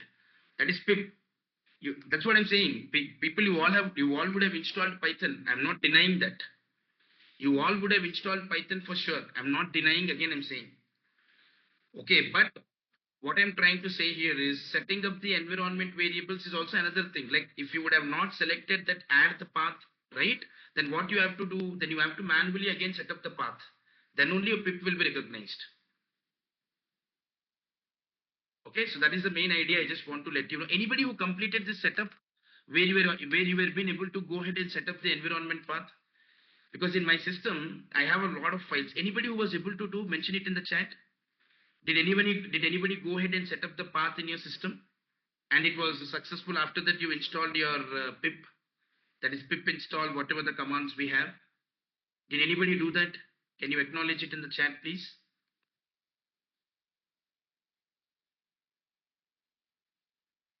Okay, Maruti says, see, Maruti also got the same issue, that is pip is not recognized everyone. Then after that, what he did is he installed the Python again. I mean, he just went ahead, removed that Python existing version, and then he has installed it again. So then it started working for him, and he was able to install the libraries whatever were being there. Probably you can reinstall it one more time and make sure that you select this. I think Maruti, can you just confirm that did you select anywhere this one? Add the path to Python. Did you enable that? If you are there, you can just let me know. If you have enabled it, yeah, you did select it. Awesome. That's the point. Okay. So what I would do is like instead of going, setting up the path, I mean, you can learn that. I'm not denying that. What I would say is go to the Python in the C drive, whatever Python you installed, delete it, and then again reinstall it. Okay. Again, try to reinstall it. When you reinstall it, please be little careful. Wherever it shows that add the path to Python, please select that. Don't try to ignore it. Yesterday also I made it very clear. While you install it, you please select this so that it can be helpful for you all. Okay? So please do this step everyone, because without doing this, you cannot be able to execute any files or neither you can run, because the first step itself is failing. Okay? Now people who have raised hands, let me go ahead one by one. Go ahead, Magesh. No, see, basically, you said right that under user, you can be able to see that app, right? So you go to start, type Python, right click the property, go to start, type Python. Oh, from there the environment variables we want. Yeah, right click. Yeah, the Python right click and property. Go to that open file location. Open file location. So there you need to create the script folder. So that is the path that above address, right? Yeah. Correct. So here you see that this is the like yeah, this is the entire path. 1 minute. Yeah. Okay. Because that is So here data you, app, right? you have That done is it for here, hide. Magesh. Yeah, I done it. Okay. Were you able to set it up appropriately? This is the path, everyone. I mean, this is not a standard path. This is my path. Okay, Yeah. like this, you will also have your own path. And thanks, Magesh, for sharing that. Okay, which is much easier for all of you to go ahead and look into. Like you can open the Python. Okay, see here, this is one of the options being provided, like where you can go to the Python, and here in your Python, whatever you installed, you can right click on it. Okay, and then you can say open the file location, and you have to create the scripts and then move further from there. Okay, so there also you can set up your environment variables. It's just a local configuration. Okay, if you don't want, you can just uninstall here. Go to the Python, uninstall it, and again reinstall. But when you reinstall it, little bit be careful, like where you just go ahead and enable this, add the path to Python, however you all want, everyone. Okay, either you reinstall and again when you install it, make you see this button, add the path to Python, or otherwise, as Magesh was trying to all of us, like you can go ahead, create your scripts. You can create your scripts folder and set up your environment variables where everything is very clearly been mentioned in terms of configuration. So please follow whatever the right step you want to go ahead and utilize it. Okay. Over to you, Ajay. Hi, Prashant. So Yes. basically, I have sent a screenshot to you. So even though if Python is not set up as a path, still you can do it without uninstalling and installing. Just you have to go to Great. environment variable. Yeah, 1 minute. You just say me what we have to do. Maybe I can guide others also here if we Yeah, have a sure. good step which we can take it up. Okay. Sure. Yeah. So Let's the go to path I the. have provided, you don't have to create a script folder actually. Script folder is already there. Oh yeah, the path which you provided, I have shared it in the main chat for everybody. Yeah. Let's go ahead. Mhm. So everyone should Let's do one thing. find their Python. Just give me 1 minute. I'll Yeah, give sure. you the option. You have everything ready with you, Ajay? Yes, everything is ready. Everything is working fine. I have installed all those libraries as well. Okay. Okay. I cannot give you the access to share the screen. Okay. Mm, let's do one thing. Let's quickly go ahead. You put it in my chat, right? Yeah. Okay. Actually, I don't have access to give you the permission to share the screen. Let's do one thing. Okay, what do you want me to do here? So that everyone, please try to follow the screen so that there is one of the approach which Ajay is saying. Maybe it can be done a little easier, it seems. Yeah, go ahead. So first of all, you have to verify whether the Python is installed properly, and the location. What is I have provided you, Prashant, is users and the username. So let's say I'm going to my file location because your location would be different than my location, right? No, this location is actually file shortcut, Prashant. This is not the actual location. If you see, it's all shortcuts. Yes. If you see those icons, Correct. this is shortcut. It's This all is not the shortcuts. actual. Yeah, correct. Yeah. So still, if you can right click on that shortcut, still you can go there. Okay. So let's go with that. Python, what we installed already. Yeah, let's right click on it. Yeah, open file location. Perfect. And now here, right click on this link. Icon. Yeah, right click. Go to properties. Everyone, just make sure that once see you have to come to your path. After you come to your path here, you have to right click on it, and here is where you see there is a properties present. Okay, you can click on the properties. Yes. Okay. So Yep. here it shows file location, actual file location. If you see, for you it's Python 312 python.exe. And if you click on open file location button down below. Okay, you have to So click on this open is file the location. actual location. Yes. And here you will see scripts folder as well. So you see that here, yeah, there's a scripts folder. Yes. Okay, so you have to go to the scripts folder and just we need to configure it from here, right, Ajay? Yeah, yes, yeah. So double click on scripts folder and copy the path from the double click on scripts folder. Yeah, now you can copy the path from the top, the address bar. Yeah. Okay, so you see everyone here. Okay, you just need to click on it, copy this path here. Yeah. Now at the search bar, you can click, you can type environment variables, envi. So you mean to say here? Okay. Search, yeah, search bar. No, not there. Search. Beside start button. Okay. No, the start button down below. The Windows start button. Yeah, yeah. Beside Windows start button, there is search. Yeah, I'm already into it. Okay. Type environment. Yeah, click on the first one. Edit the system environment variable. Yeah. So there, environment variable button, you can check. We have to go here. And system variables are down below. So either we can use system variables, or we can also use the user variable. Either one is fine. So path already there. Yes. Don't click new. Path already there. Click on the path. This one. Okay. The path. Yeah. Select that one. Yeah. We have to select click it edit and then click. No, click edit. The top edit, not this one. There's one more edit button, the top one. Yeah, edit. And here click new. Okay, here is where you need to and now copy paste. that Paste the script folder what you copied earlier. Correct. Just paste it. Okay, and then paste it and say okay, and that's when your path will be set up fully. Ajay. Correct. Yeah, that's it done. Awesome. First of all, thank you, Ajay, for taking some time out and helping out the people over here. Thanks so much for that. Okay. Thank you. So as you see that as one of our fellow participant was able to go ahead and do it successfully, everyone. So only thing, I know there would be some little bit process here to set up the path, but again, still you will be successful as one of them have been able to do it successfully. So this is one approach where you can go ahead, set up the path on your own.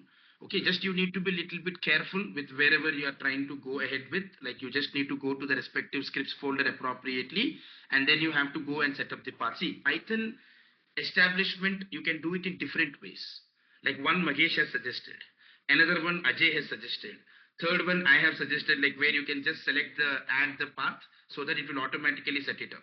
Now there are three different ways. At the end of the day, you can choose whichever is comfortable for you because we need everyone's perspective over here. So once we know all of them, so that you can choose whichever is comfortable and whichever is easier for you to go ahead and leverage it. At the end of the day, pip should be recognized. If pip itself is not recognized, then you cannot install anything in the Python. So that is the main goal. Okay. So in that perspective, I would request you to please follow the process what we have discussed right now, or maybe follow the process of uninstalling the Python and again installing Python by adding the environment variables to it, or add the path. Okay, so whatever is related to path it is showing, you can add it from there, or else, okay, or else you can come and then follow the approach here where the path is set up appropriately. You just need to paste it here. I'm not going to paste because already my path is available, so you can paste it and can make sure that it is available for you all. Okay, so this is how different ways which where you can configure it. So let's go to the actual implementation. Everyone, are there anyone else who is still struggling with it? I hope in the chat I see majority of you were able to do it successfully, which is good thing. Yeah, somebody says that after setting the path, sometimes system restart is required. Once you set up the path, maybe it will not immediately recognize it. Maybe first close your Visual Studio Code terminal and then again restart it. Or sometimes restart your entire system also. So this is some of the other suggestions which the users are providing it in the chat. So I'm letting you all know. Okay, most of them have mentioned that you're done with all your installation and everything.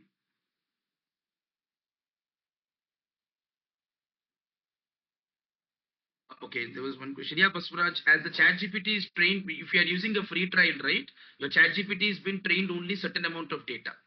After that, if you really want to see the actual data, right, you need to go with a subscription based model because they allow all the real time data being present. Okay, and even in the subscription based model also, they will keep training the data every 1 month or 2 months. After that, you will see the updated data being coming up. Okay.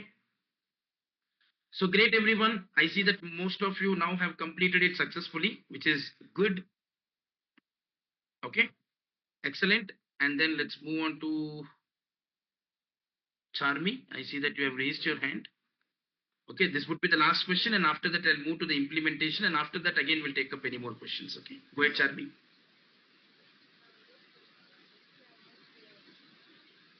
Charmi, I'm not able to hear you actually if you're talking.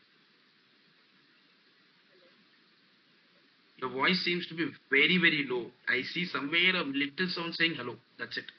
At least please be near to the mic or maybe put it in the chat. I can have a look into it, Charmi. But with this sound, I'm not able to hear you at all.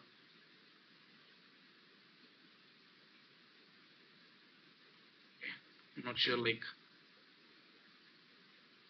it's, I'm not able to hear you, Charmi. I'm sorry. Like, you can put it in the chat. Maybe I'll have a look into it for sure. Okay. Okay, everyone, let's move ahead now. Okay, let's move on to the implementation and execution part as we are done with all the configurations and everything. Now, let's do one thing very quickly over here. Okay, so what you need to do is once your path is being set it up, like as we have seen three different approaches, two from our own participants, and then one like where I was able to say you just to set up the path on your own when you're installing the Python and it will be easier for you. Okay, now what next? The next thing which I want to discuss here with all of you is let us focus on first installing all the prerequisites. Once you're done with installing all of them successfully, let's go to the resume processor.py, which is a very important file we need it over here. So this is more or less like what we discussed yesterday, everyone. Okay, so you will see most of them, you will find it familiar or whatever we discussed yesterday, you will see them a little bit in the same pattern. Only thing is a vector DB has been added onto it. Embeddings have been added onto it. That is the only new thing you are going to observe over here, along with the existing concepts what we discussed yesterday. So you see that everyone here, okay, let me try to put it in such a way, like let's put this aside. Let's put this at the bottom. Let me enable my pen. See what is going to happen here is everyone. First I'm trying to import the OS. Why I need OS everyone? See OS is required because you know what we are going to do here is we are going to have the API key. Now to refer to this API key in .env file, you require the OS. So operating system will load, okay, operating system will load your .environment file. You remember when we created, okay, when we created it here, right? If I click on this one, you'll get an understanding. So when I clicked on the file, like when I click on files, you see that there is a .env. So here, what we are trying to say in this scenario is when I am importing the OS and with the along with the OS, I'm just trying to say that, hey, I have a .environment file here. This is my .environment. Okay, from the dot environment, import me the API whatever is present, so that I will be able to utilize that API in my program. So now what is that you have to do then? Then I have to set up my API key here, because the very first step it says load the dot environment file and whatever is available within it, please try to take it. But I did not explain to you what you need to do it in .env. So what you have to do it in .env, you know everyone, just simply go to your .env file what you already have created, just go there, and what you need to do is just you have to say Google API key equal to put a single quotes and put your API key there. We all have created the API key if you remember. Okay, and if you don't have the API key, don't worry. Like if you're not able to recollect or you're not able to see, there are two options. One, go to your, let's say, Google Colab. Like let's say we have, okay, I have my Google Colab here. Let me go to my Google Colab. Okay, so this is my Google Colab, let's say. And here you see that there is a secrets. Go to your secrets, scroll down. Definitely you have a key here, right? Because we were doing all the programs in Google Colab only, right? See, there is an option to copy. There is an option to copy your Google API key. By chance, if you have forgotten or if you have not added anywhere, so you don't need to worry. Come to your Google Colab, open any of your existing file where you worked upon, okay? Or maybe directly open your Google Colab, that is also fine. Go to your secrets. In the secrets, you will have your API key available, Google API key, which we already configured previously. So just what you need to do is copy that. It will only copy the value, everyone. Okay. So copy the value, whatever API key you have with you, you can copy here or go to your Google AI Studio. You can also go to your Google AI Studio, and in the Google AI Studio, you have your API keys here, everyone. When you go to your Google AI Studio, you have your API keys. You can scroll down and you can copy your API key from here also. You can just click on it and can copy your API key. However, it is feasible for you all. Go to your Google Colab and from secrets you can pick it up. Or already if you have stored your Google API key in any of the document, you can pick it up from there. Or you can come to your Google AI Studio and then you can select on the API key what you already created and just click on the copy button.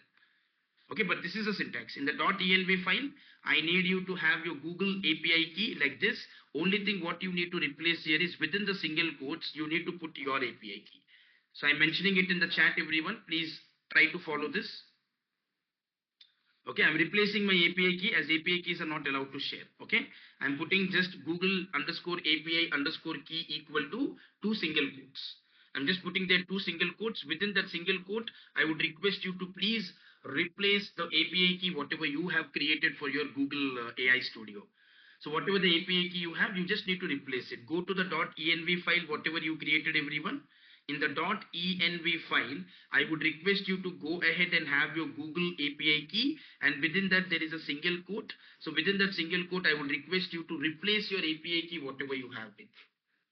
Okay, how to have that API key? Go to either secrets in the Google Colab, or otherwise you can be able to do this even in your, let's say, go to your Google AI Studio, and from there also you can fetch your API key, whatever you want. I mean, at the end of the day, it's all about the comfort, like where you want to go ahead and fetch the API key. But otherwise, the .env file will only have this. That's it. The .env file I already shared in the main chat, everyone. Just within the single quotes, you have to replace your API key. Okay. Within your .env, whatever the file we have, here is where you see the Google API key there, and then whatever the API you want, you can have it present inside it. So now what next? The next thing which I want here is, okay, now as we are done with it, let me move on to my resume processor. So my first step is completed here. I have set up my .environment file. So with this, these two steps are completed, because right now in my .environment, when you say load the .environment, so when the .environment file will be loaded, it has my Google API key present inside it. Okay, it has my Google API key being available within it. That is the significance of this line. Okay, now what next? Now these are all are your like libraries which are required. Like yesterday we discussed in the Google Collaborate, same thing. Let's say now from the LangChain community, I need a document loaders. Like what are the document loaders? I need a PyPDF loader, I need a doc to text loader, and at the same time I can also need my text loader. Okay, I need my text loader also. And all these things are required for what? To reading the PDF files by PDF, to read the Word documents, doc to text. You have the text loader to read the plain text files. So we are trying to import those libraries which are available in the LangChain community. Then again, later we see that here there is a recursive character text splitter, everyone. So what is the purpose of recursive character text splitter? As I already mentioned yesterday, the very purpose of the recursive character text splitter is to break it into small chunks. So whatever the document you are being able to provide it, so this will be able to go ahead and break it further down into small chunks, everyone, so that your AI can understand it in a better. Okay, your AI can understand in a better manner. So for that, we have a library available in the LangChain, that is recursive character text splitter, where it will help us out to break the content into small chunks, so that the AI can at the end of the day understand in a better manner, everyone. Then what are we trying to do? This is a new one. Okay, like same in the LangChain only. Okay, in the LangChain community only, you have a vector store. And what we are trying to do in the vector store, we are importing the chroma here, everyone. So what is a chroma? Chroma is the vector database. Chroma is a vector database for our AI, where it is going to store all the embeddings. So whatever the numbers which are going to be converted into, right, like whatever the text is available, that will be converted into embeddings, which is nothing but the numbers. Now those we are going to store it in the Chroma database. So Chroma is basically a database for our AI, where it will store all the text content whatever is required, so that we can be able to handle them in a better manner, and all the vectors are going to be present here, everyone. So that is the purpose of the chroma which is required here. Okay, which is a vector DB in short, I would say. Then what is the next thing we have here? Next thing, if you see here, is from the LangChain only, you have one of the very important thing is self query retriever. Now you know what this self query retriever is all about, or attribute info. You know what the very purpose of this is, actually to make sure, let's say you write a word. Okay, like let's say you go ahead and you write a word.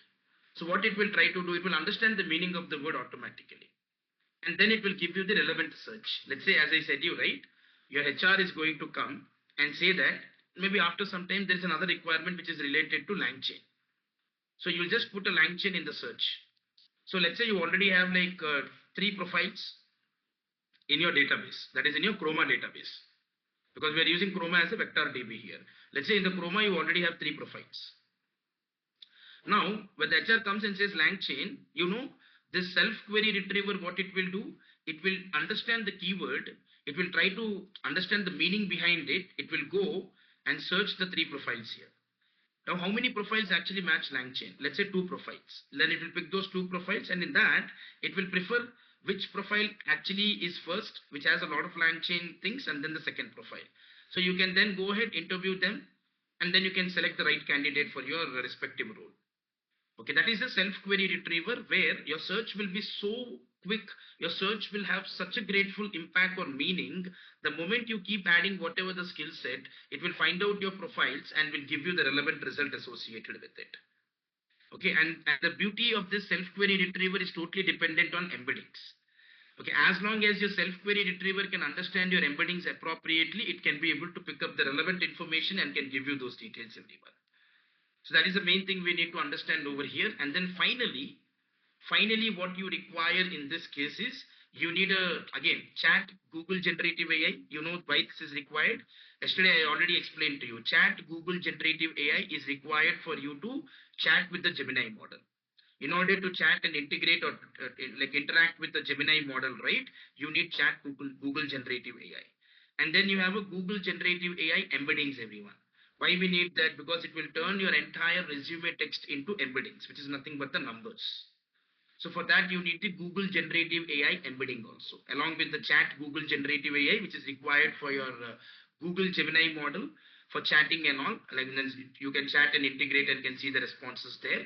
On the other side, Google generative AI embeddings will be required for you to convert your text into embeddings. That's nothing but your numbers.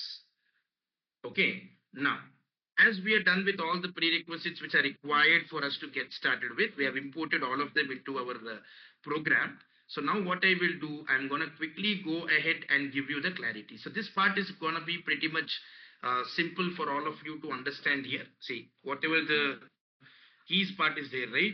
So at least here we don't need to invest a lot of time, because this is already we have been doing it. Okay, let's say what we are trying to say here is, here we are referring to the dot environment. So you're saying that, hey, load the dot environment file. Why? Because within my dot environment file only, I have my API key. So pick up the Google API key from there and assign it here. Assign it to my code. So pick the file, like pick the API key from my .env file and utilize it. Whatever the API key is there, just try to utilize it over here. Simple. That's what we are trying to say here in this scenario. Okay. Then what else? Then again, once the setup is done, that means once the API key is been picked up from the .env file, right? So now I'm saying that here, what you need to do in this case is, this is going to create an embedding model. Google generative AI embedding is what we have been imported from here. So we are going to use that, the Google generative AI embedding, because this will create an embedding model. Okay, where this is a tool, Google generative AI embedding is going to act like a tool where it will convert the text into vectors. Whatever the text is there, that will be converted into vectors. That's nothing but the numbers. So for that, what model we need to use, we are providing it here. For embedding also, there is a model. Like how we have the LLM models, right? Like Gemini 2.5 Pro, Gemini 1.5 Flash, Gemini 2.5 Lite. Like that, you also have the embedding models. So what we are going to use here, the embedding model is model text embedding 004. Actually, this text embedding 004, what you see, right? It is actually a embedding model from the OpenAI. So we are using it here because embeddings are not free, everyone. It's actually chargeable, and it's a little bit more charge. When you work in companies, right, you can ask for the embedding models, they can provide it to you. Just you have to replace that model here. But now as we are using little bit free trial, so like just we are trying to use it in a little better way. Otherwise, embeddings are a little costly. Okay, so this is how I'm using the embedding model. That's text embedding 004 is what I'm going to use in order to generate that like text content into vectors, which we call it as a numbers over here, everyone. Now, next one you are already aware about, right? This is your chat Google generative AI, which is required for us to like chat and then try to interact with. So here the model which is required is Gemini 2.5 Pro. Okay, we are using 2.5 Pro because it's very powerful version and it's also very, very faster in nature. And you can also see the temperature where you can set your temperature with how much ever creativity you want. More the temperature, which is near to 1, it will be more creative. I mean, near to 0, it will be more consistent, not creative, but it will be very consistent in giving the answer in a very genuine manner. Okay, so that is what we can integrate here. So whatever the box I have drawn here, this is all about your API key integration, setting up the embedding model, setting up the Gemini model, whatever we want with the relevant temperature, so that your AI agent is going to work as per the configuration, whatever we have been setting it up over here. That's it. So that is the main idea we need to be here aware about. Now, next thing, if you see here, everyone, so the next logic, if you observe here, right? So in this scenario, this is all about only the files. Okay, whatever I'm trying to draw here, this is all about the files. What it is trying to say, whenever you're trying to load your resume, that means when you're uploading your resume, yesterday we have seen in the Google Colab, right? You have an option to upload your resume. So whenever you're trying to load your resume, it will try to detect. It will just detect what the file you're trying to like download, or maybe whatever you're uploading it. So if it is ending with the PDF, then PyPDF loader will come and it will read the file. If it is ending with the Word file, then automatically doc to text loader will come and will try to like see the information. If you are trying to provide a text content, then the text loader will come and will try to read the files. Let's say if you are not providing any of these files, neither it is not a PDF, neither it is not a doc, neither it is not a text, then immediately if it matches none, then it will immediately throw the error saying that it is an unsupported file format. Okay, unsupported file format. And here you see it will return loader.load. So this load, whatever is there, right, the loader.load, it will try to actually read your resume. Whatever the resume you are going to provide in whatever format, either PDF, doc or text, it will read the resume content and will give you the text back. Okay, it will read the text, I mean, whatever the text content is available in your profile or in your resume, it will read that and will give you the text back, ultimately out of it. So this is only meant for uploading the file and identifying what file format you're trying to upload, and then accordingly it will be able to move ahead. If none of them matches, it will simply say it is an unsupported file format, everyone. So that is the main idea behind it. Now let's go to the functions. Okay, let's go to the functions which are available. See, this function is something which we already discussed yesterday. If you can understand it very clearly, this is something which we were being able to cover as part of our yesterday's discussion, everyone. So let me show you that part. This is all the recursive splitting and all we were able to discuss, right? The same aspect over here. So what we are trying to do in this scenario, we have a function available and the function's main purpose is to analyze the resume. Okay, def means it's a defining the function in the Python. Okay, so what are the two inputs we need? One is the docs, another one is a job description. So we are using the recursive character text splitter everyone, which is nothing but the LangChain library. So using this, we are cutting the resume into like 1,000 characters with a little overlap of around 1,100 characters to avoid missing any context everyone. Okay, so here is where the document will be split and it will be stored. Okay, so whatever the docs you see right in the above case, just see above. What is that you're creating here? You are able to go ahead and create the document from here. So that document we are trying to upload it over. So using that document, we are saying that please go ahead and split it. So you should be in a position to split it as per the 1,000 characters and with an overlap of 100 characters at the last to build up the context. Okay, so that is what it needs to go ahead and then try to work upon everybody. Okay, now what we are going to do here is we have already given a very clear template. Okay, we have given a very clear template that what I want. I want you to do the analysis in such a way that here I am saying that here is my prompt. So there is a suitability score which you need to give me. What are the skills which have been matched? Experience, education, strength, weakness, recommendation, whatever you want you can provide. Now when I will share the code to all of you, right, everyone, you can also add whatever you want or you can remove if something you believe that is not required in the prompt template. So this will be our prompt template in which you will see that the result being provided to us. So you'll see that the result will come in this pattern. So for chunk, in chunks means what? This is a for loop everyone. Why we need a for loop? Let's say you created a chunk with first 1,000 characters. Then the second one, another one will be 1,000 characters. Like this, it will create the chunk as much as the text content is there. So first chunk will be one loop, second chunk will be another loop. Like this, you will see the chunk will be split into 1,000 characters. So for loop will make sure that it will go through every chunk one by one and will make sure that everything is considered, so that it can understand your profile or your resume in a better manner and then can come up with the output or the template, whatever you are setting it up over here, everyone. So this is my template. And then I'm also saying that once my template is ready, okay, once my template is been ready here, now what is that the next thing which we need to look into over here is, if I little bit proceed further, so see here, I'm saying that job description is a placeholder. So whatever the job description the user will provide to you, that you have to take it dynamically. So here the job description is placeholder. I'm not putting anything, so that whatever job description dynamically we will pass, that will be automatically be picked up over here.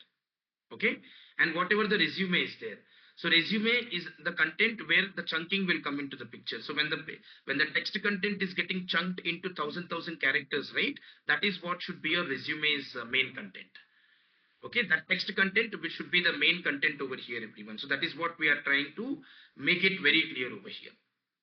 Okay, and then we are saying that whatever the result we are going to get, whatever the result we are going to get, please, I want to send it to my LLM.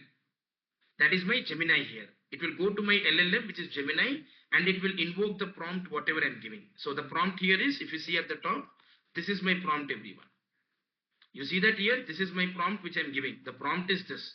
Just make sure that you compare the resume and then you try to give me these parameters. Okay, that prompt will be taken up into LLM, and that is where I'm highlighting it over here, everyone. Okay, so where you please go to the LLM and make sure that you go ahead and take whatever the information which we require. Okay, try to invoke the prompt and move further.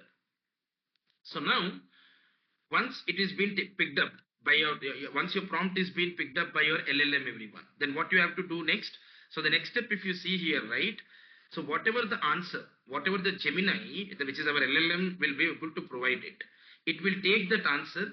Okay, it will take that entire Gemini's answer for each chunk, and then it will join them together to make it one report. Let's say when the because whatever the resume is there, it's a chunks only. All these chunks will be able to go to your Google Gemini because we are integrating with it. So what your Google Gemini will do, it will try to follow this logic. Plus means it will join. So whatever the content which the Google Gemini is creating in the form of a chunks, you're saying it, hey, don't give me in the chunks. Try to join them and give me as a final summary. Okay, I don't want you to give me the report in chunks. Chunks, we are breaking it for you to understand in a clear way. That is nothing but the AI model. But when you give me the response, I don't want you to give me the chunks because I don't want to understand the chunks and break it in again further down. So you please join the content, whatever the content with which you are going to come, please join it and then give me the appropriate output at the end of the day. So return me the analysis, whatever you have done. So finally, you give me the complete analysis of the entire resume, which you as an LLM were been able to go ahead and do with the prompt, whatever I have been able to provide it. So that is what these three lines are actually trying to refer to. Okay. Now, what is the next part? The next part is nothing but you have your vector DB, right? You have your vector DB here very clearly present, everyone. So let me try to show you that vector DB part also. So now, if you see here very clearly, what are we trying to do in this scenario is this is the function to store the vectors. Okay, now in the vector store, what is that you need? The function will store all the resume text in this vector store. And for this, what we are trying to use is chroma DB. So we are using what? Chroma DB, everyone. See, whatever the result will come, I want this to be present in the chroma store. And whatever the text chunks are there, those text chunks will be taken up. That is nothing but whatever chunking has been done at the above step. Using the recursive text splitter, whatever chunking is done, that chunking will be the input for the vector store. And then whatever the embeddings it is going to convert into, that embeddings will be stored inside the chroma store. Okay, in this directory, I want to go ahead and store it. So now you are mentioning here in the text that please take each chunk. Okay, please take the each chunk and keep only the text content present inside it. Okay, I want you to only put the text content. I don't want anything else. So when you're chunking it, make sure that you're only chunking the text content but not everything. Let's say if your resume had like three chunks, like let's say it will break it like this. Okay, so Python developer will be one chunk. Okay, then AWS cloud will be another chunk, and then SQL expert is going to be another chunk. Like this, it will break it into multiple chunks, which is actually logical, and it is only going to chunk the text content, everyone. Okay, now it will create a metadata. Metadata means what? Metadata is a label. Label is required for what? For our identification. So for every chunk, whatever it is going to do, it will have some label, everyone, so that it knows from where it has actually come from. Okay, let's say when it was able to chunk the Python developer part, so it will give us some small indication to it saying that hey, like here you see that resume, resume underscore chunk, and then it will say underscore 0. That's my first chunk. Then second one is my 1, third one is my 2. Or like that, it can be able to go ahead and give some identification, some labeling on its own, so that what it can try to do is whenever it is giving that labeling, it is only for its understanding. Okay, so that the chunking can never get hallucinated or it can never get confused or it cannot get overlap. So for that, it is having some indication in the form of a metadata that is nothing but the label, so that it can always go back and correlate in a better manner. That is the main idea behind it. Now here is where we are converting the text into embeddings, everyone. Here is where we are converting the text into embedding. So what we are trying to do, each chunk of text here is getting turned into embeddings, everyone. That is nothing but your vectors. Using what? Using the Google embedding model. So whatever the embedding model we have taken at the top, right? Even though it's a Google embedding model, but it is a very core concept of actually the OpenAI embedding, because it's free, right? So we are using it. Otherwise, you have to use the Google embedding model. Okay.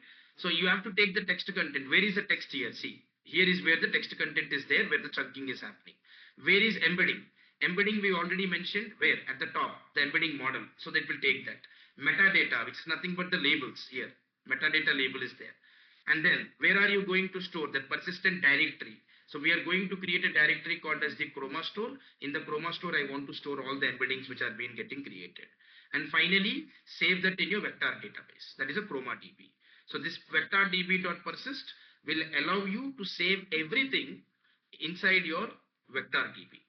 Okay, that is your chroma DB. In this case, we say it as, okay. In that it will store, and whenever you want to return your vector DB, it will always give you the information, whatever you have been able to store it inside your vector DB. So whatever you have been able to store, right, you will be able to see everything present in the vector DB. That's it. Okay, so what are we trying to do here, everyone? So the resume is getting chunked, and then we are tagging them with a label. After that, like what we are trying to do is we are trying to store those text content in the vector DB. We are storing all the embeddings in the vector DB. We are trying to store the labeling, that is the metadata, and then we are having all the data available in the directory called as the chroma store. Okay, and everything is available in vector DB, so that whenever you want to search at any point of time anything from the vector DB, right, the vector DB will understand the embeddings which are present inside it and will give you the relevant information that anyhow we are going to see. But this is all about the vector DB, like how we can actually be able to configure and take it to the next level, everyone. So this is the main idea we need to know. So once the vector DB has been saved with the data, then what is that I'm going to do next here is, okay, once the data is being saved in the vector DB, so right now you see that you can run it. Okay, you can run the queries and can see that. So check it out here, everyone. Here you can go ahead and make sure that whatever the vector in the vector DB, the data is being saved. Okay. So for that you can use here the chroma DB. So because your vector DB is nothing but the chroma DB only. So it says it loads the chroma DB which we have created in the form of a vector DB here. It has a persistent directory. It has the embedding present inside it. So what it will try to do, it will use the Google embeddings, whatever the embeddings it has been converted using the embedding model. It will have all those embeddings and it will use these embeddings to compare and do the analysis. Okay, it will do all whatever embeddings are there. In the embeddings, it will try to do all the analysis and it will come up with the relevant output, whatever we want. Okay, and this is like additional information for your chunks. Like it will say, it will provide you like each chunk has what label. Meta field means what label it has, and it will let you know where did this text actually come from. Okay, like let's say it's like a label, right? Just to make it very clear rather than getting hallucinated. Let's say I'm now explaining this part. After that, I'm explaining this part and then the next part. So you know from where to where we are going because I'm making it little clear to all of you. So in the same way, the chunking also will be taken care by the metadata where it will add all the labels and it will make it very clear for us to see the information in a better manner. Okay, then it will add a short description. It will add a short description to tell to your AI, hey, that these documents are nothing but a pieces of a resume, or it will say this represents a chunk of a resume. Just a description so that we can utilize it appropriately. And after that, what are we trying to do, everyone? If you just observe here very clearly, underneath this, you have the retriever. Okay, you see that here there is a retriever. What are we trying to do in this retriever, everyone? So we are saying whatever function I created as a self-query retriever right now. This is a tool. Okay, the self-query retriever, you remember that there is a whatever import we have done from the line chain. So we are taking that self-query retriever, which is a tool that will make your Gemini understand how the natural language queries will actually work. So now what I will do, instead of searching exact words, you can just ask for like, hey, find me the resume with 5 years of Python experience, or show me the candidates who have a great cloud experience, something like that. You can ask randomly. Your self-query retriever will try to search that appropriately. What it will try to do here is, everyone, it will first go configure all LLMs, vector store, the documents, the metadata, whatever is present, it will go through all of them to identify. Your LLM will play an important role here as an intelligence. And then the search type, you see that MMR, it indicates that the rules, I mean, whatever the data with which it is coming, right, it will be diverse. I mean, like what it will do, otherwise it will show if any partiality, right? Like it will only select only one profile or only two profiles, even though there are 10 profiles, then that's a partiality, bias. So we don't want that. We want this to be diversified. We want this to be diversified. For that, you can use search type is MMR, which will ensure that all the results which are being present, right, that's going to be diversified. Okay, and then finally, you will run the query. Okay, once the query is being ran by the LLM, you can search. Okay, you can go ahead and can search the vector store and return the best resume which matches whatever the query you are trying to ask. That's it, everyone. This is all is the main code. This is all is your main code which you all need to understand here. You have the self-query retriever as a function. So what it will try to do is it will pick up your LLM details, what you already provided as a Gemini. You already have the vector store where the data is stored in the Chroma DB. You have the document content also available where it is been loaded. You also have the metadata, which is a label. Only new thing is search type. Search type MMR means it will try to be diversified rather than having any bias in any of the files. Now, search type MMR is not something I am creating. It is a default which is available in Google for anybody to not to have any bias in your AI agents. You can use this one. And then what are we trying to do here? Now we are running the get relevant documents using the query. Okay, so what are we trying to do here? So in this case, we are making it very clear, everyone. See, this query is nothing but here. This is the input. So that query we are trying to execute it so that what it will try to do is it will actually go to my vector store. It will return me the best matching resume based on whatever query I am trying to provide it. So for that reason, the self query retriever will be helpful, everyone. Okay. So overall, if you see the code, so basically what it is trying to do, so most of the things you're already aware, like here is where my dot environment file, where my API key is there, that will get loaded. Then I'm having all my PyPDF, talk to text and text loader to read the relevant text content. Then you have the recursive character text splitter to split it into multiple chunks. Then you have the chroma as your vector DB. Then you have your self query retriever to search the results in a clear way from your vector DB so that end user can put any query and it can go to vector DB and can search in a better manner. And then ultimately you have two things. Chat Google Generative AI is required for you to chat with the Google Gemini model, and Google Generative AI embedding is required for you to convert it into embedding. That is nothing but the numbers. Now here is where you are going to configure, everyone. So you are first saying that from my dot environment, pick up the Google API key which is required. Okay. And then later you require the model, the generative AI embedding model you can provide. Whatever is the embedding model you want, you can take that embedding model. Okay. And then you need to provide your LLM model and the temperature, which is based on the randomness. Okay. How much randomness you want, you can have the temperature accordingly. Then here is where you're saying that the moment the file is uploaded, please detect if it is a PDF, like get the PyPDF loader to read the file. If it is a doc to text loader, then please make sure that the text file can be read. If it is a text loader, then it should allow you to read the text files. That's it. And then later, if you observe over here, in this way, you can analyze your resume, where when you analyze it, you have to first break it using the recursive character text splitter into 1000 characters and overlap of 100 characters to maintain the context, everyone. Then after the split is been done, so here after the split is been completed, then what will be done? You have to give the prompt in what way it has to do. But before that, there is a for loop where it will go through multiple chunks, because not one chunk you will create, right? If the document is big, it will create multiple chunks. So it will go through all the chunks, and you can set up the prompt template here, everyone. You can set up the prompt template in which way you want to actually see the result when the AI agent is able to go ahead and analyze any of your profiles. Okay. And then job description. This is dynamic. Okay, this is the job description which is available, right?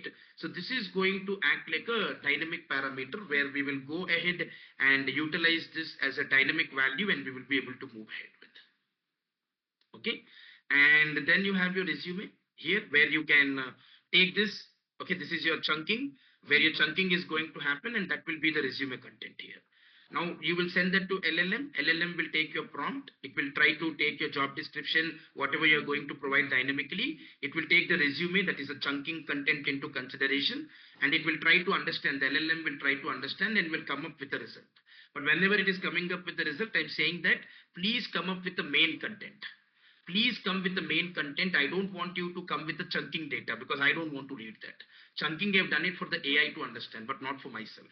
So please join the result and give me the final content here and return me the entire analysis, whatever you have done. Okay. Then you have your vector store here. Okay, this is your vector store, everyone, where within the vector store, what we are going to do is we will be having the chroma DB. So where in the vector store, you will go through each page, page by page, you will be doing the chunking. You have the metadata here. Metadata is meant for the labels, where it will have the labels being present for whatever you are trying to do. So whatever you're currently working upon, right, your metadata will make sure that there are relevant labels being added for chunking, so that it will never get hallucinated and it will never get confused. And then you have the vector DB called as the chroma here. So using the chroma, we are storing everything in the vector DB called as a chroma DB. So where you're going to store the text content, all your embeddings, your metadata, and whatever the chroma store is there, everything will be present in your vector DB. Okay, and then whenever you want to return any details from the vector DB, right, you can be able to return from here. But everything will be stored in the vector DB itself. That is a chroma DB in our case. Then what you need to do later, you need to run the like query. If whenever you want to go ahead and run the self query, right, you can run it. Okay, the self query is required for what purpose, everyone? The self query whichever is present, right, this self query is only for the users or the HRs who want to type some content, and then they can get the relevant results out of it. So what it will do, the self query will go to your Chroma store. That because in the Chroma DB, that's nothing but your vector DB is where everything is there. So it will go to your Chroma DB. It will check the embeddings, whatever the embeddings are present in the Chroma DB, and then it will check the labeling, whatever the labeling it has done. It will check all the labeling appropriately. Okay, and then this is just a description. I mean, you're just saying that this represents a chunk of a resume. I mean, just to give a description, right? If you provide a description, what is the advantage? It is easier for us to understand it, that what it is all about. So for that, the description is there. Now what will happen? The self-query retriever will pick up the information from where? From the vector DB. Okay. It will pick up the information and then it will go to the LLM. It will go to your vector store. It will go to your documents. It will go to your metadata. Okay. It will combine all of them. It will combine all of them and then it will go ahead and execute it. It will go ahead and execute based on whatever query you asked. And then it will search internally everything from the LLM, using LLM intelligence, from the vector store, from the document what you uploaded, and from the metadata which the vector store is having in form of labels and all. It will go through all of them, and you have the MMR, which will make sure that the diversity parameter is been added so that all the profiles are being given equal importance rather than having any bias onto it. And then we are trying to get the relevant documents. So now when this self query will be executed based on the result, I mean based on the request, whatever you're providing in search, it will identify and will give you the most relevant results which are associated to it in the vector DB, which is a Chroma DB. That's it. This is the understanding which you all need to know from the main logic. That is your resume processor. From your resume processor, this is the main logic which you all need to understand here, everyone. Okay. Now the last one is app.py. This is simple. Here there is no core logic as such. The app.py is more like how you are setting it up. How you want to set up your UI is what you are providing. So for UI, as I said, it is always Streamlit, everyone. So for here, Streamlit is always required for us to like build a very simple web app or some simple web UI. If you really want to go ahead and create a very simple user interface, right? Streamlit is going to play an important role. Okay.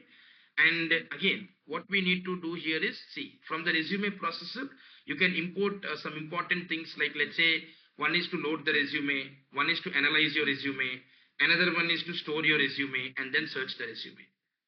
Okay, so from your resume processor here, this is the file. So this is the file, right? From in this file, you have written lot of different program functions. Now they are not in same file, right? So that is the reason in my app.py, what I'm saying, from my resume processor, please import me the functions whatever I have created it, so that I can use this app.py as my main file. Okay, and then import the OS for any of your system operations. Now here is where I'm saying very clearly, observe it. Okay, so now what am I trying to say? Please give the title of my page as AI resume screener. Please give the title of my page as my AI resume screener. Okay, this is the, I mean, this is basically like a browser title. Okay, the main title. Then, what am I trying to say here in this case? This is the title of your application, where you'll see a very big title being popped up. A big title will come up the moment we run it, right? A very big title will come at the top. At the very top of the application, you're going to see an AI resume screener will be popped up. And then there will be a small markdown. Markdown means it's instructions, everyone. ST means what? ST is nothing but Streamlit. We are importing Streamlit and we are putting a shortcut for it. Wherever you see ST, it's nothing but a Streamlit, everyone. So here we are having the markdown. So what is the significance of the markdown here? Markdown means it's an instruction. It's an instruction which I am giving to the people, so that people who are using it for first time, right, it will be easier for them. So what are we trying to do here in this scenario? I'm just saying that, hey, I'm giving some instructions to people, like it's like a welcome message where I'm telling to the users what the application actually does. Upload a resume and analyze it using AI. Then run some smart searches on it over your previous resumes and see the relevant results out of it. That's it. And here is where the input will be there. In the input, I'm saying that please provide your, please paste your job description. So you have to provide your job description here. Okay. And then there is a next option here is to upload your resume. Here is where you can upload your resume, everyone. So you can add a button called as a file upload button where users can upload their resume files. Like either it may be PDF, Word or text, whatever the type they want, they can upload it. So you need to drop your resume, the file uploader will take that resume into the picture and it will check whether the resume is appropriate or not. Okay, now what is the next thing we need to understand over here? See, the next part in this case is, if you see here, what it is trying to say in the if condition, it very clearly says that, okay, it runs only if the user clicks on analyze and store. If the user clicks analyze and store, then the uploaded resume will be taken up with the job description which has been posted in the above step. It will take both into consideration.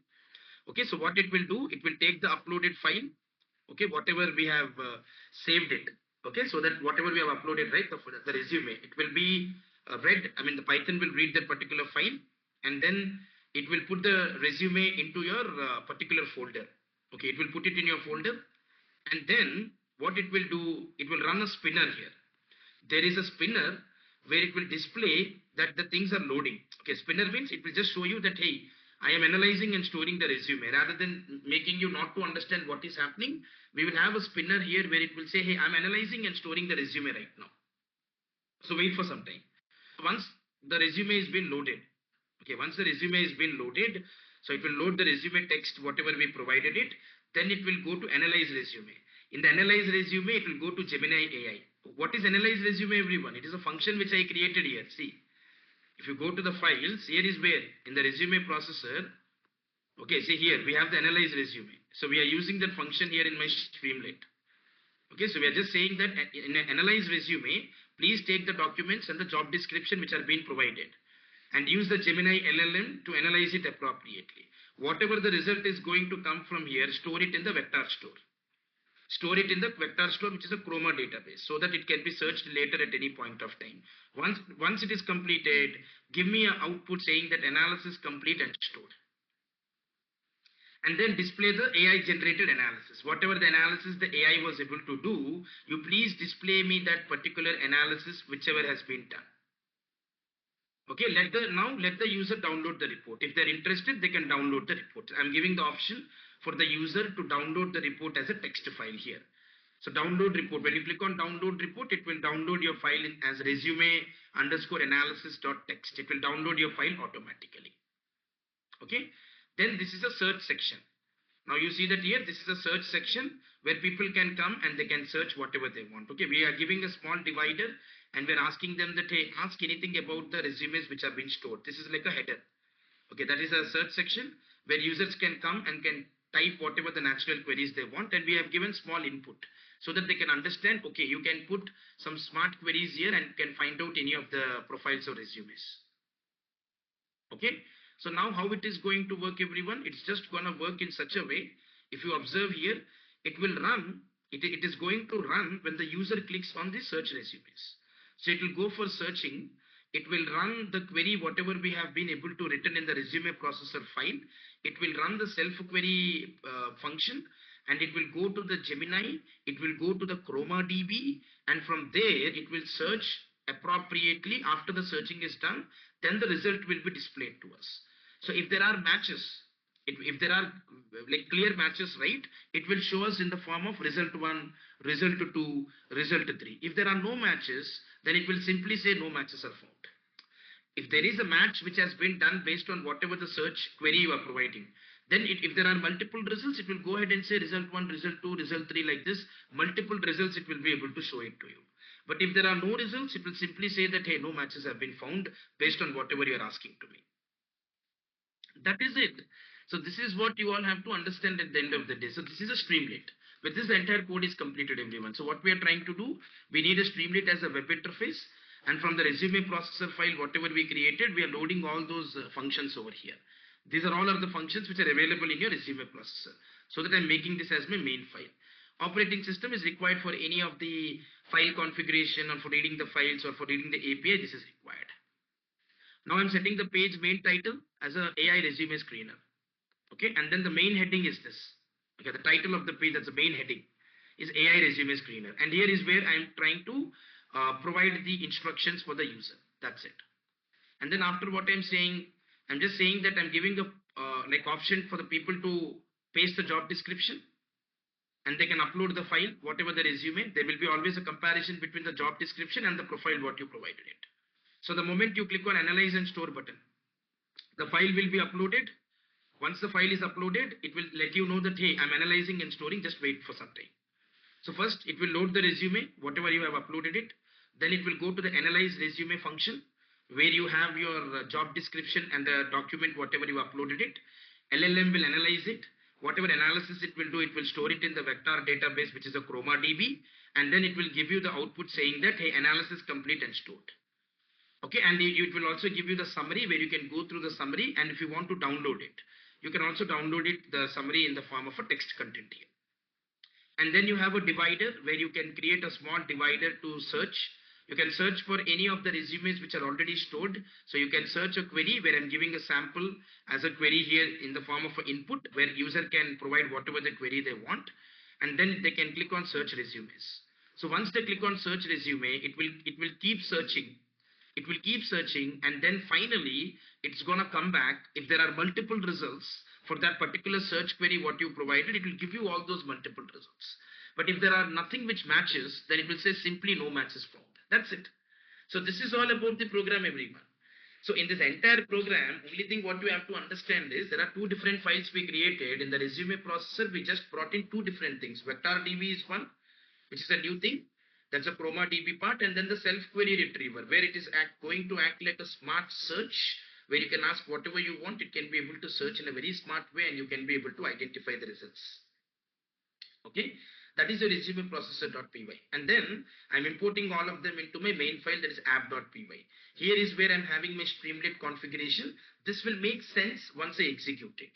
Because once you see the output, then you can correlate like what you have been mentioned in the Streamlit so that you can easily correlate and can identify it. That's it, everyone. This is what you need to do. Now, how to run it? How can I be able to run this appropriately? So to run this, once your prerequisites are installed, like which we discussed long time back, after that is completed, then I will be sharing the code to you that what you need to put it in your app.py, what you need to put it in your resume processor.py. Once I share that part to all of you, once you add it inside it and save, just you have to do Control S. Once you save it, now you have to come here and say Streamlit, okay, run. What file you need to run? Your app.py, because that's your main file. Everything is present in your app.py only. So let's say Streamlit run app.py. Okay, the moment if I go ahead and say that here, Streamlit run app.py, what it should be able to do, everyone? It should be able to go ahead and run the file for me. Let's say I'll click on enter. Okay, so it should be able to go ahead and create a file for me. I mean, the entire user interface. See, now it is going and let's load. Okay, it's loading here. See, at times errors may come, at times it may work successfully. So we have to wait and watch how it is going to behave and work. So here you see that it is loading. I did not do anything. The moment I said Streamlit, run my file, that is app.py.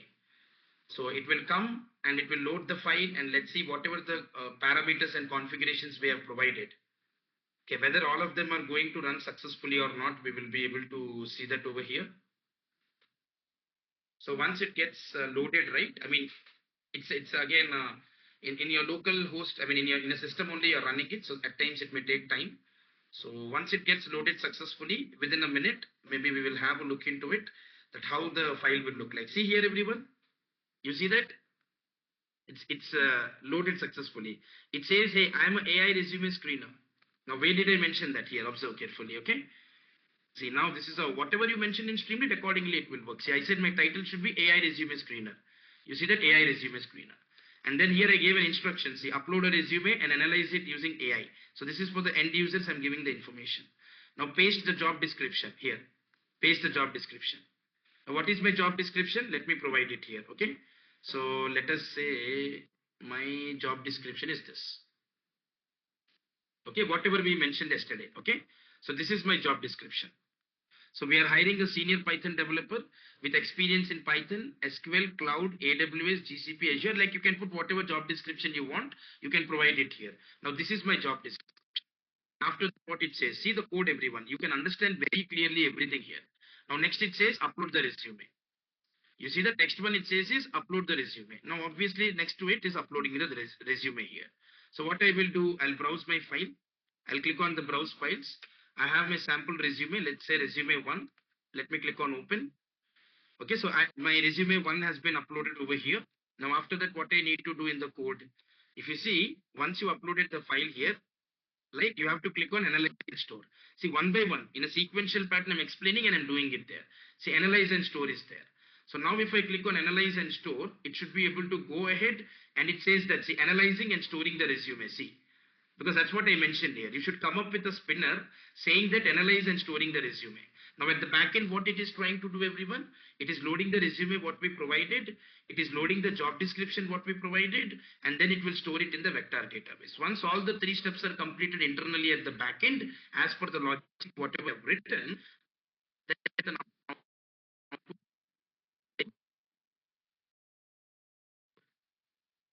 and then let us see that in our application. Let's go and check it out. Okay, it's still going and then following the process. See, great. Analysis complete, everyone. Analysis is complete and stored. Now observe here. Suitability score is only 25. This profile has out of 100, 25 points. Skills match. Only Python is listed as a skill. SQL. There is missing skills. Cloud, LangChain, LLM, data analysis. Nothing is present here. Experience. The candidate's professional experience has been very low to whatever requirement you're looking. Instead, the candidate has an experience with React and Node.js, WebStart and all. Education evaluation. Okay, the person is having BSc in computer science. Strength. What are the strengths of the person? What are the weaknesses of the person? And see the final recommendation. Do not proceed with this candidate for this role. Okay, Alice Johnson appears to be a capable software engineer in a very strong background in full stack web development. But however, your skill sets is requiring the senior Python developer position, which doesn't match. So she would be a stronger candidate for a mid-level or a senior full stack for Node.js developer role, but not for the role what you're looking for. See the how it has been able to analyze everything. It gave you the score, it gave the skills which are being matched, experience, education, strength, weakness, and final recommendation. This is the main part. As long as you complete this part, you have done like 99% of the code. You'd see that it's a totally an application which we created. You're giving your job description, you're providing your profile, and then you see that the analysis is getting completed. Now let me add one more profile. Let the job description remain the same. I have another profile. Let me click on browse files. Let me move on to second resume. Click on open. And then let me analyze and store even the second resume. Let's see for this resume what will be the suitability score and then the final verdict which it is going to provide to me. So it is analyzing and storing. Let us just check it out very quickly.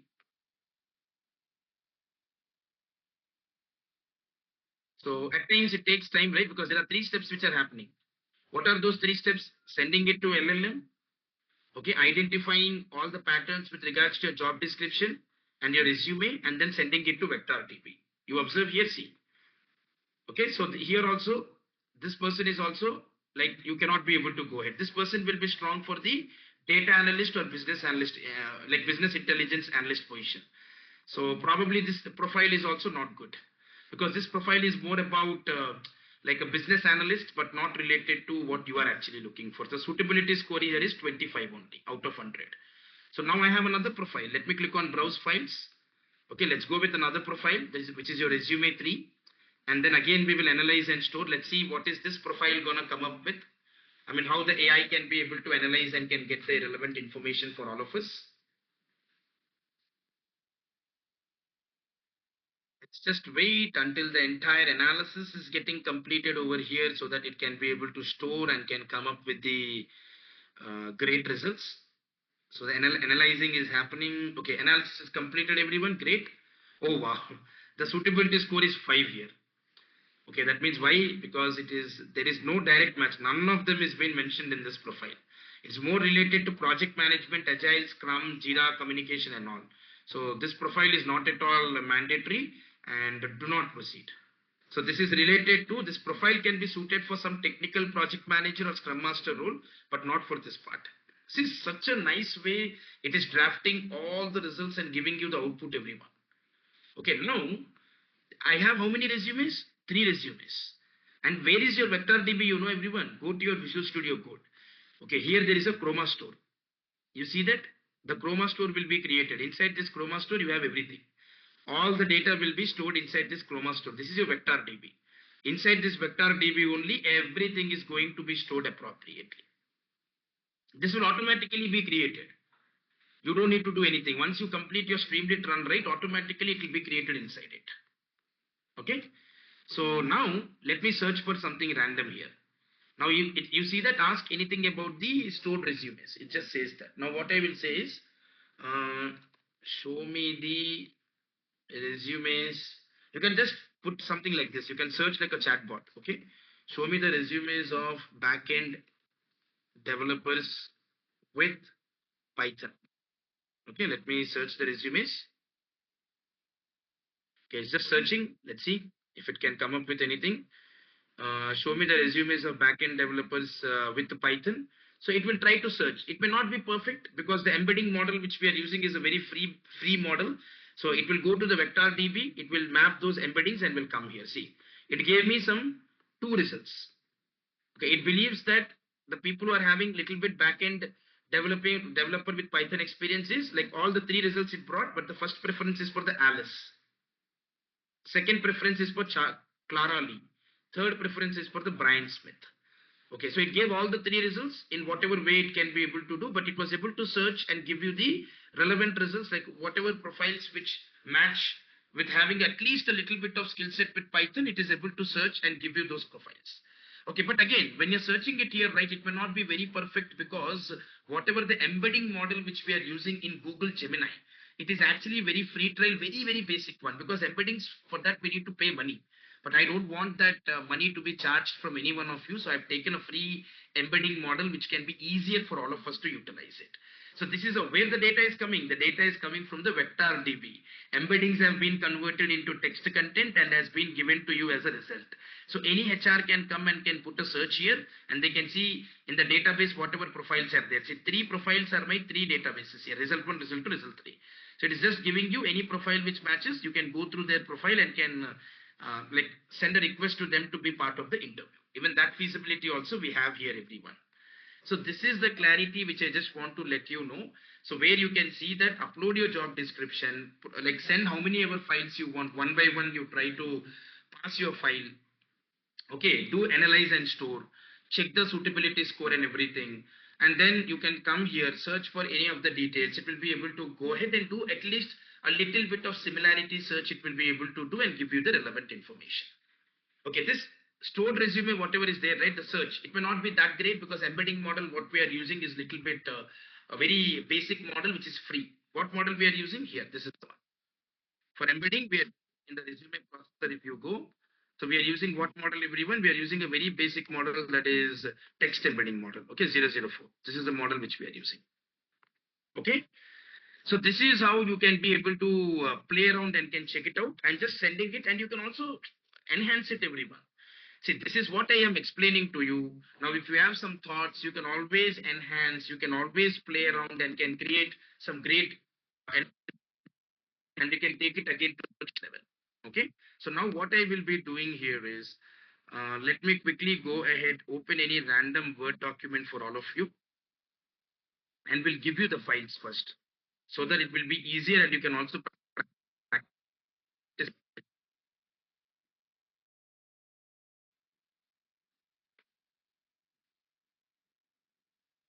1 minute, everyone. My system has become a little slow because I'm running parallelly so many other things.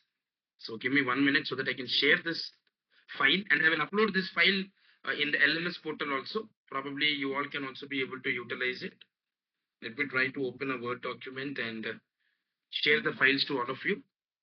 Okay, let me open the blank document. So first step is, let me share you. It's too slow. 1 minute. Okay, let's go to the resume processor file. Okay, select everything, and here I'm gonna say, okay, it is your resume processor dot py file, and here is my entire file which I have with me. Okay, so I've just shared it all over here. Let me just little bit make it bold. Now, after this is completed, okay? After this is completed for you all, then you need to move ahead with your app.py file, which is your Streamlit file. So you also need to have that file here, which is your app.py. Okay, so let me also go to the app.py right on. It is too slow. Yeah, I think we are in right now app.py. So let me also share this to all of you here.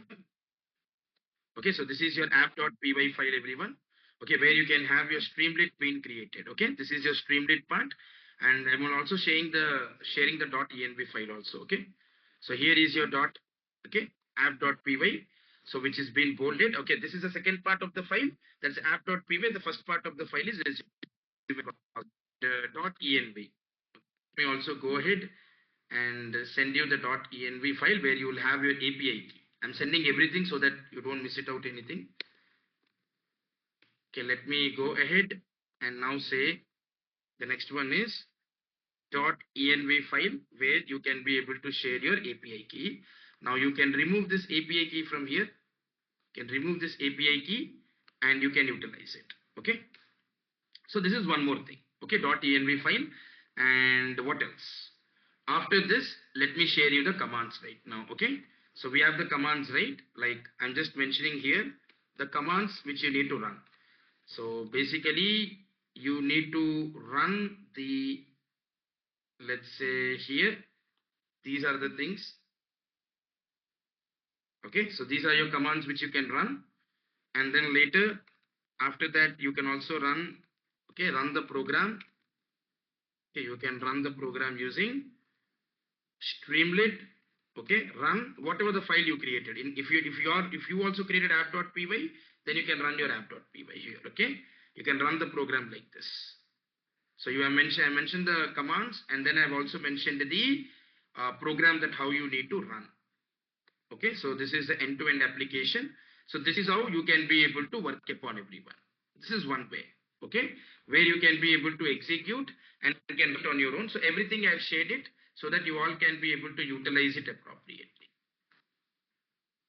Okay, I shared all the content for you all so that you can go ahead and can utilize it effectively. What else did I miss? Anything else?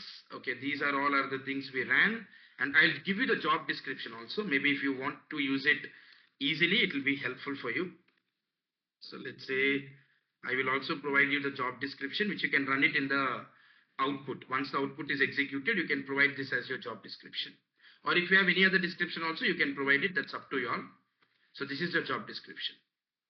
Okay, you can only take this as your description and you can provide it, or else you can just mention everything. Okay, now let me save this file, everyone, quickly, and say the AI resume application agent. Okay, so let me have it in my downloads and then we'll share it to all of you right now.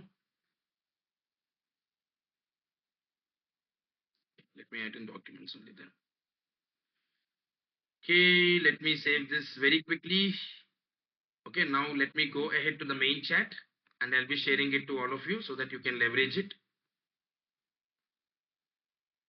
Okay, let's go to the computer, documents, AI resume application agent. Okay, the file is already in use. Let me close this off. Okay, now I sent it, everyone. You should be seeing it in the main chat. Okay, I just shared the entire Word document, so you can please leverage it.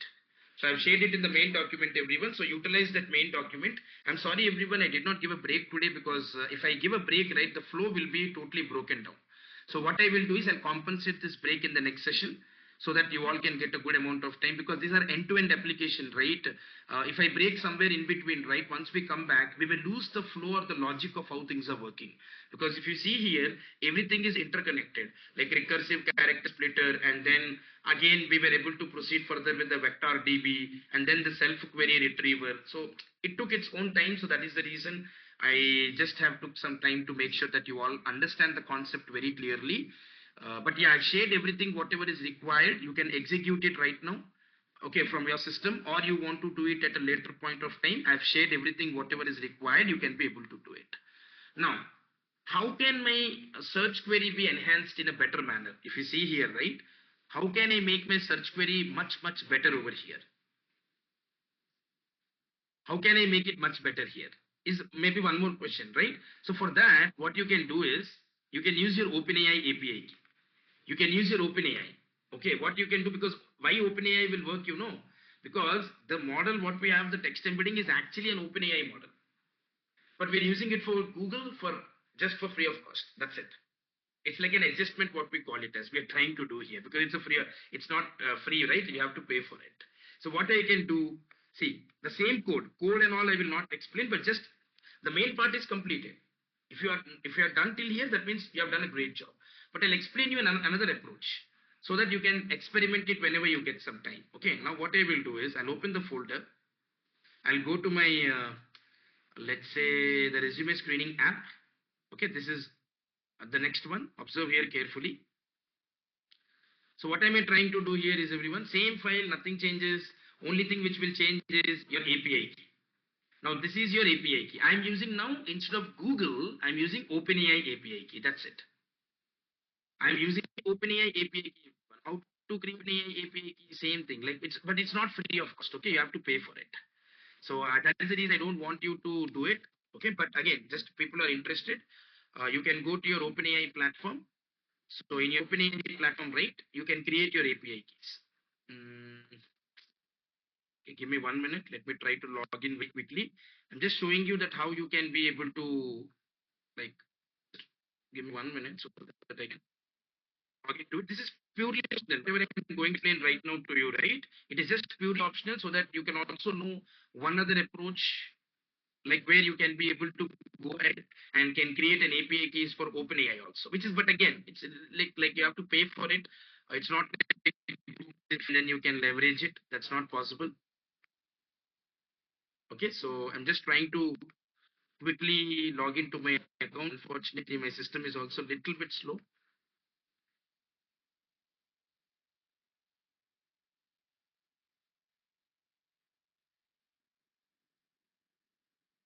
Okay, so yeah, I have been able to log in.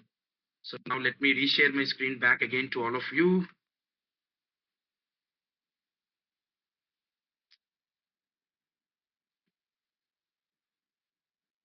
Okay, so if you observe over here, everyone, in this scenario, so it's just trying to load, I think. So yeah, it's just trying to load. So where you can come here and can create your own API keys, everyone. So this is a platform where you can enter into the platform of OpenAI, platform.openai.com. And from here, you can create your own API key. So whatever API key you want to go ahead and create it, right? That is possible from here. So you can reload it. Okay, so I am left with some $4, whatever the OpenAI I am using it. But here is the API keys. Okay, so you can actually recharge. You can recharge with $5. Here there is, it's a concept. You'll have $5 minimum recharge to keep it. It's a very minimal cost, everyone. Very very less, $0.0001 only. Not, it not take a lot of money. But if you want to use it, you have to switch it. That's up to you. If you want to do, you do it. If you don't want to do it, that's why you just need to provide your credit card and you can recharge. Once your recharge $5 is completed, then again you need to recharge. It will not take away your money without your consent. And here is where API keys are there. You just click on API keys, and like how we created the API keys for Google, Gemini and all, here also you can create an API key. You just need to go ahead and say, create a new secret key, provide whatever the name you want, okay? And you can select the project as a default project and provide the key name, create a secret key, copy that key. So that key you need to paste it here. That's it. That key you just need to pay. This is the only change you need to do. And in your resume processor, when you go to your resume processor, right, everything remains the same. Nothing changes over here. All the code and everything. Only thing which will change here is, okay, you are going to, instead of importing the Google generative AI, here you will import the chat OpenAI. That's it. Because you're using OpenAI, right? Why would you use the Google generative AI here? Because right now I'm using the OpenAI, so I need to import the chat OpenAI. That's it. Remaining everything remains the same. And here now the model changes here. Okay, I'm using the model here GPT 3.5 Turbo. I'm using the model here is GPT 3.5 Turbo over here. Okay, so that's the main point we need to understand. And here is our entire code which has been available. Where, okay, I'll also be sharing this just for your reference only, but more or less it's the same thing only. Okay, just you have to provide your model, whatever you want, and then the temperature. Okay, which is going to decide about the randomness. And then once you go to your app.py file, okay, you can go to your app.py file over here. That's a Python file. So within your app.py file, right, you will be able to see all the information related to Streamlit. Okay, same thing here. You are importing your stream, you are getting your resume process, okay, and then you can keep scrolling down and change data is available also. Only this is most of the code will remain the same. If you want to integrate it, your main part will be in the .env, wherein just you have to provide it OpenAI key. And in the app, in the resume processor, you just need to get the relevant OpenAI libraries. Okay, that too only one library, not everything. That's a chat OpenAI. Okay, once you have the chat OpenAI, that is more than enough. And here, see, I did not mention any model for OpenAI embedding, saying that like let's say when we were discussing about the embedding models, right? So there I mentioned that I need a text processing 004. But here I did not mention anything because my chat GPT has a lot of great OpenAI embeddings and I'm paying for it. So it can pick up a great embedding and it can help me out. That is the only advantage I will get with my OpenAI because I'm paying for it. And here also you can go ahead and just simply say, in this case, Streamlit run app.py. Same details, just the API key has been changed. Now this will go ahead, will try to run with the OpenAI part. Okay, this is the idea. This is the main idea. I'm just letting you know, everyone. So different perspectives with which you all can be able to execute and can run it appropriately. That's the main intent or the idea which I'm trying to make it very clear to all of you over here. Okay, so in this way you all can be able to execute and run it. So what I will do is in the same document, okay, or otherwise let's create one more document and I'll be giving the open code for you. But OpenAI will only be helpful if you have your API key present or if the API key is working appropriately. Otherwise, you just can go respective Google Gemini, whatever we created it. Okay, so let me try to open the Word document. Yeah, I know there are questions. Just give me 1 minute. I'll take up those questions. I'll send it out everything so that you can practice over the week's time and you can ask me if there are any questions over the next weekend. Okay. So let me try to have this entire code here and say that this is your resume processor. Okay, this is the OpenAI. Okay. Whatever I'm going to explain right now is related to OpenAI part. So this is one, and then later you have your app.py. Okay. So you can get here your app.py. If you want to integrate with your OpenAI, this is how it looks like. So I hope I've added here app.py, right? Yeah, let me add it here so that you'll not get confused. So this is your app.py file. And after that, let me provide your .env file. Okay. So in the .env file, you have your OpenAI API key. Okay.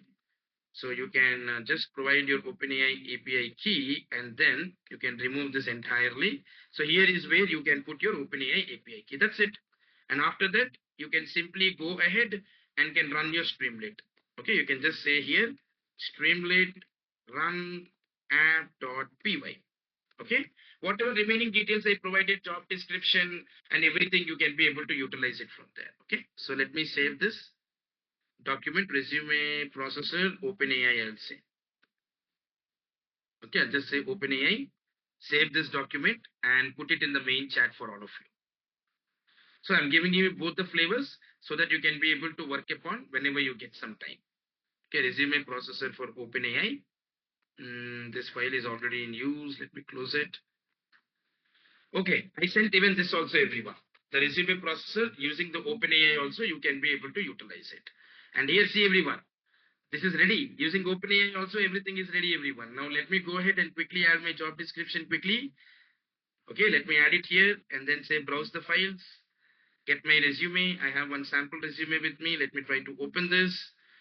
Okay, and then once the file gets loaded over here. Okay, once I go ahead, my system is little slow unfortunately, but otherwise you can also practice it from your end. Same files will come. See, my resume one is uploaded. Let me say analyze and store. It should be able to go ahead, analyze, and then it will give the data for us. Okay, see that everyone's, I mean, this is the end-to-end application where we were able to create it. See, my analysis is completed. See, it talks about the suitability score is 70. Skills matched, experience relevance, education evaluation, strength, weakness, final recommendation. So this was also able to do, but this is using the OpenAI model, GPT 3.5 Turbo. Okay, now I will go here. Okay, I will go here and will say, let's say, what can I say? Okay, I'll say resume. Okay, let's say that resume with certifications in AWS. Okay, in AWS and what else? In AWS or GCP, will say, not and or GCP. Okay, and then try to search. Let's see what it can do. Okay, I need in my vector DB. Do I have any resume certifications with AWS or GCP? Please search and give me those if there are any. This has a good capability to, okay, because for it is an embedding which will go so let us know any relevant results. It will let us know. Otherwise, it will say it is not found. Okay, this is the beauty of the OpenAI part where it will go ahead and search whatever we need. Like this, you can check it out. See, it says that yes. Okay, there is a profile which I see where at least some part of AWS or GCP were been highlighted for Clara Lee, Alice. Again, it was able to give up the Alice and then Brian. Okay, because I've uploaded the same profile multiple times. So like this, you can see it will be able to go ahead and give you some relevant information over here. Okay, so that's how you can integrate with OpenAI and Google Gemini. So this is all about end-to-end application, everyone, where we created our own agent using LangChain. And if you are being able to do it, you can give a great pat on your back that you have done an excellent job, because this is what people ideally do it. And you are able to go ahead and do one such, and this is related to your HR domain, talent acquisition. And today it is playing a very important role to give the results. So great job, everyone. I know I've taken a lot of time of yours, but this is a very worth exercise for all of us. So if you know once, you can execute it multiple times and can create a lot of different applications using LangChain. So in the next class, we will talk about the RAG concept, RAG. Okay, RAG, Lang graph. These are the two concepts there. Lang graph. We will complete the Lang graph concept in the next class, and then we will enter into RAG, retrieval augmented generation. Okay, so we'll enter into it. So this is all about for our today's session. Don't be in a hurry to complete it. The intention is to make you all understand. Take your own time over the week's time, whatever you have. Try to execute, try to run. Definitely it will work. Anywhere you're stuck, first you try to troubleshoot it. If things work out, excellent. If things doesn't work out, you please ping the message to Edureka team. Okay, they will get back to me, or else you can wait for the next weekend. I will be able to guide you in what, in wherever, in whichever step you are failing. I'll be able to support you there. So kudos, everyone. So great job, all of us. Like, we were able to create our first AI agent. So congratulations to all of us, where we were able to go ahead and create our own AI agent where we are not dependent on any Google Colab. So you can go ahead and deploy. See, there is an option to deploy. When you go ahead and deploy it in the Streamlit Community Cloud, so this URL will be accessible to everyone. Anybody can go ahead and use your chatbot. Right now it is present in your local system, but if you wish, you can deploy and can send it to others also. Okay, so here there is a deploy now, but this is again a paid version. I don't want you to go ahead and utilize, even though it says always free, only free for 1 month or certain amount of trial approach. After that, you have to again pay. So you need to be a little bit careful. Okay, but you can deploy it and can also make this application global, everyone. So that is it, everyone. Okay, so with this, we are done with our today's session. Excellent job, everyone. So I would request you all to please take some time out to take the documents, whatever I've been able to provide. I will also share those documents even in the LMS portal. Today only I will upload it so that you will all have enough time to practice. I've already shared in the main chat also.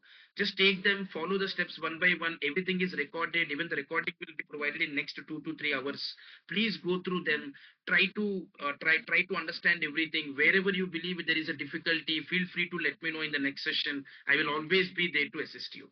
And I would also like to congratulate each and every one of you to completing the end-to-end application of how an AI agent can be created with the help of the text splitter, with the help of the let's say whatever we were being able to use as a vector DB, the chroma DB, and then we were able to search the query, and then you can see here you can provide your profiles and you can see the results. Some great results are been coming and giving you a great template over here. So with this, we are done with our today's session, everyone. Thank you once again for all your participation. So if you really session, you really like the agent and everything, and if you have got some amount of, see, confidence will not come in one go, everyone. Confidence will take some time until you create multiple agents. But this is a good start, is what I assume for all of us to get started with. Okay. So if you really like the session, I would request you to please go ahead and you can rate it excellent and you can provide your valuable comments. And if there are anything else you want to share, you can always feel free to let me know so that I can be able to assist you all accordingly. So that is it for our today's session, everyone. Thank you once again for all your time. Okay, have a great week. Practice, practice, practice is what I want to let you know so that you will become really proficient in handling these things. Okay. So thank you once again, everyone. Now, quickly, I'm going giving an opportunity for everyone. I'm already a little bit late, like it's already over the 7 minutes. So I would request the participants to make sure that you ask me to the point whatever is required and we'll try to discuss. And if there is any other further questions, you can feel free to put it in the Edureka team and I'll be able to support to you. So let's go with Ajay quickly. Hi, Prashant. Thank you. So I have two questions, and I would like to ask very quick. Number one is how secure this is for a sensitive document. Suppose I'm not building something for resume. I'm building something for internal document, company document, and I'm exposing these to LLM. So how safe that will be? It is This not is at all number safe one. in that case. Yeah, it is not Okay. at all safe because you have to get those models onboarded onto your network. Now you are using their network. Now, when you have to configure to them, you have to talk to your organization so that they will give the IP address, whatever you are going to give, those LLMs are going to utilize them. So they will be under your network, but not you utilizing their network. Okay. Okay. Okay. So Yeah. second question is how I can deploy this to multiple users. You were just showing that deploy option. So I think that can be helpful there, right? You have to go here. You have to first upload it into a GitHub. From there, you can be able to deploy it into the Streamlit community. I'll see if there is a possibility. I'll try to explain. Actually, deployment is not a Okay. part of this, but we'll do one thing. Let's just check it out in the following sessions. Whenever we are going to create some more agents, right? There, I will explore and I will share you that how we can do it for free of cost. Because deployment will come into the picture when you pay some good amount of money. Until then, you cannot deploy it. But at least I'll give you some approaches or like the way forward for all of us to deploy and then take it to the next level. Okay. Okay. Okay. Thank you. Thank you, Ajay. 1 minute. Let me take it up very quickly. Next we have is Vinay. Go ahead, Vinay. Yeah, so, I want to know where we'll get to know the models list, like which is free, which is Oh, okay. See, paid version, and all here those it things. will be there. So you go to anywhere. Okay, let's say for an example, in the OpenAI, right? Okay, in the OpenAI, you can always see. This is I start with you. Mm, yeah, let's scroll down here. Okay, let's go to the documents. I'm talking about the OpenAI. So in the OpenAI, here are the models available. Okay, you see what are the different models they have. You have to go through these models, like which are the specialized model, what are the free models available. So they give the documentation for it. Let me share it here in the main chat so that if anyone is interested can be able to utilize it. See, I just mentioned here different models available. Okay, and then what next here is like that is models, and then for the Google Gemini, if you go to the Google Gemini, okay, you can say models, and they also have some great models available. Like if you can click on it,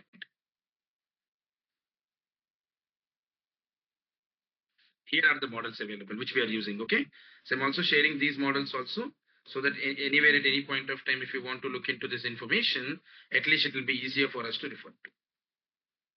Okay, is that fine? I think 1 minute. Let's quickly check. I just what was asked this. You can raise your hand again if you are clear with it. I'll just give you the option. Okay, Anirudh, over to you. Yeah, thanks for the session again, Prashant. A couple of questions. So you said that for Gemini, we don't have a lot of options in embedding. Where can I get the other options from? No, no, no. You have an options. You have great options in embeddings in Gemini, but you have to pay for it, Anirudh. That's it. Okay, so Embedding model, say embedding 003, embedding 004, embedding 001. These are all of the embedding models available.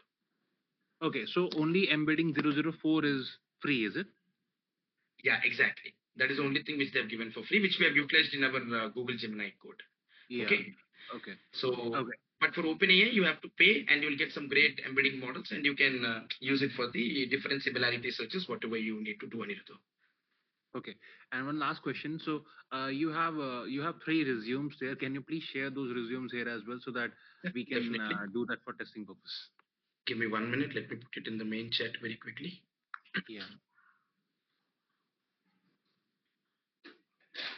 Downloads. Resume 1, 2, and then 3. Okay.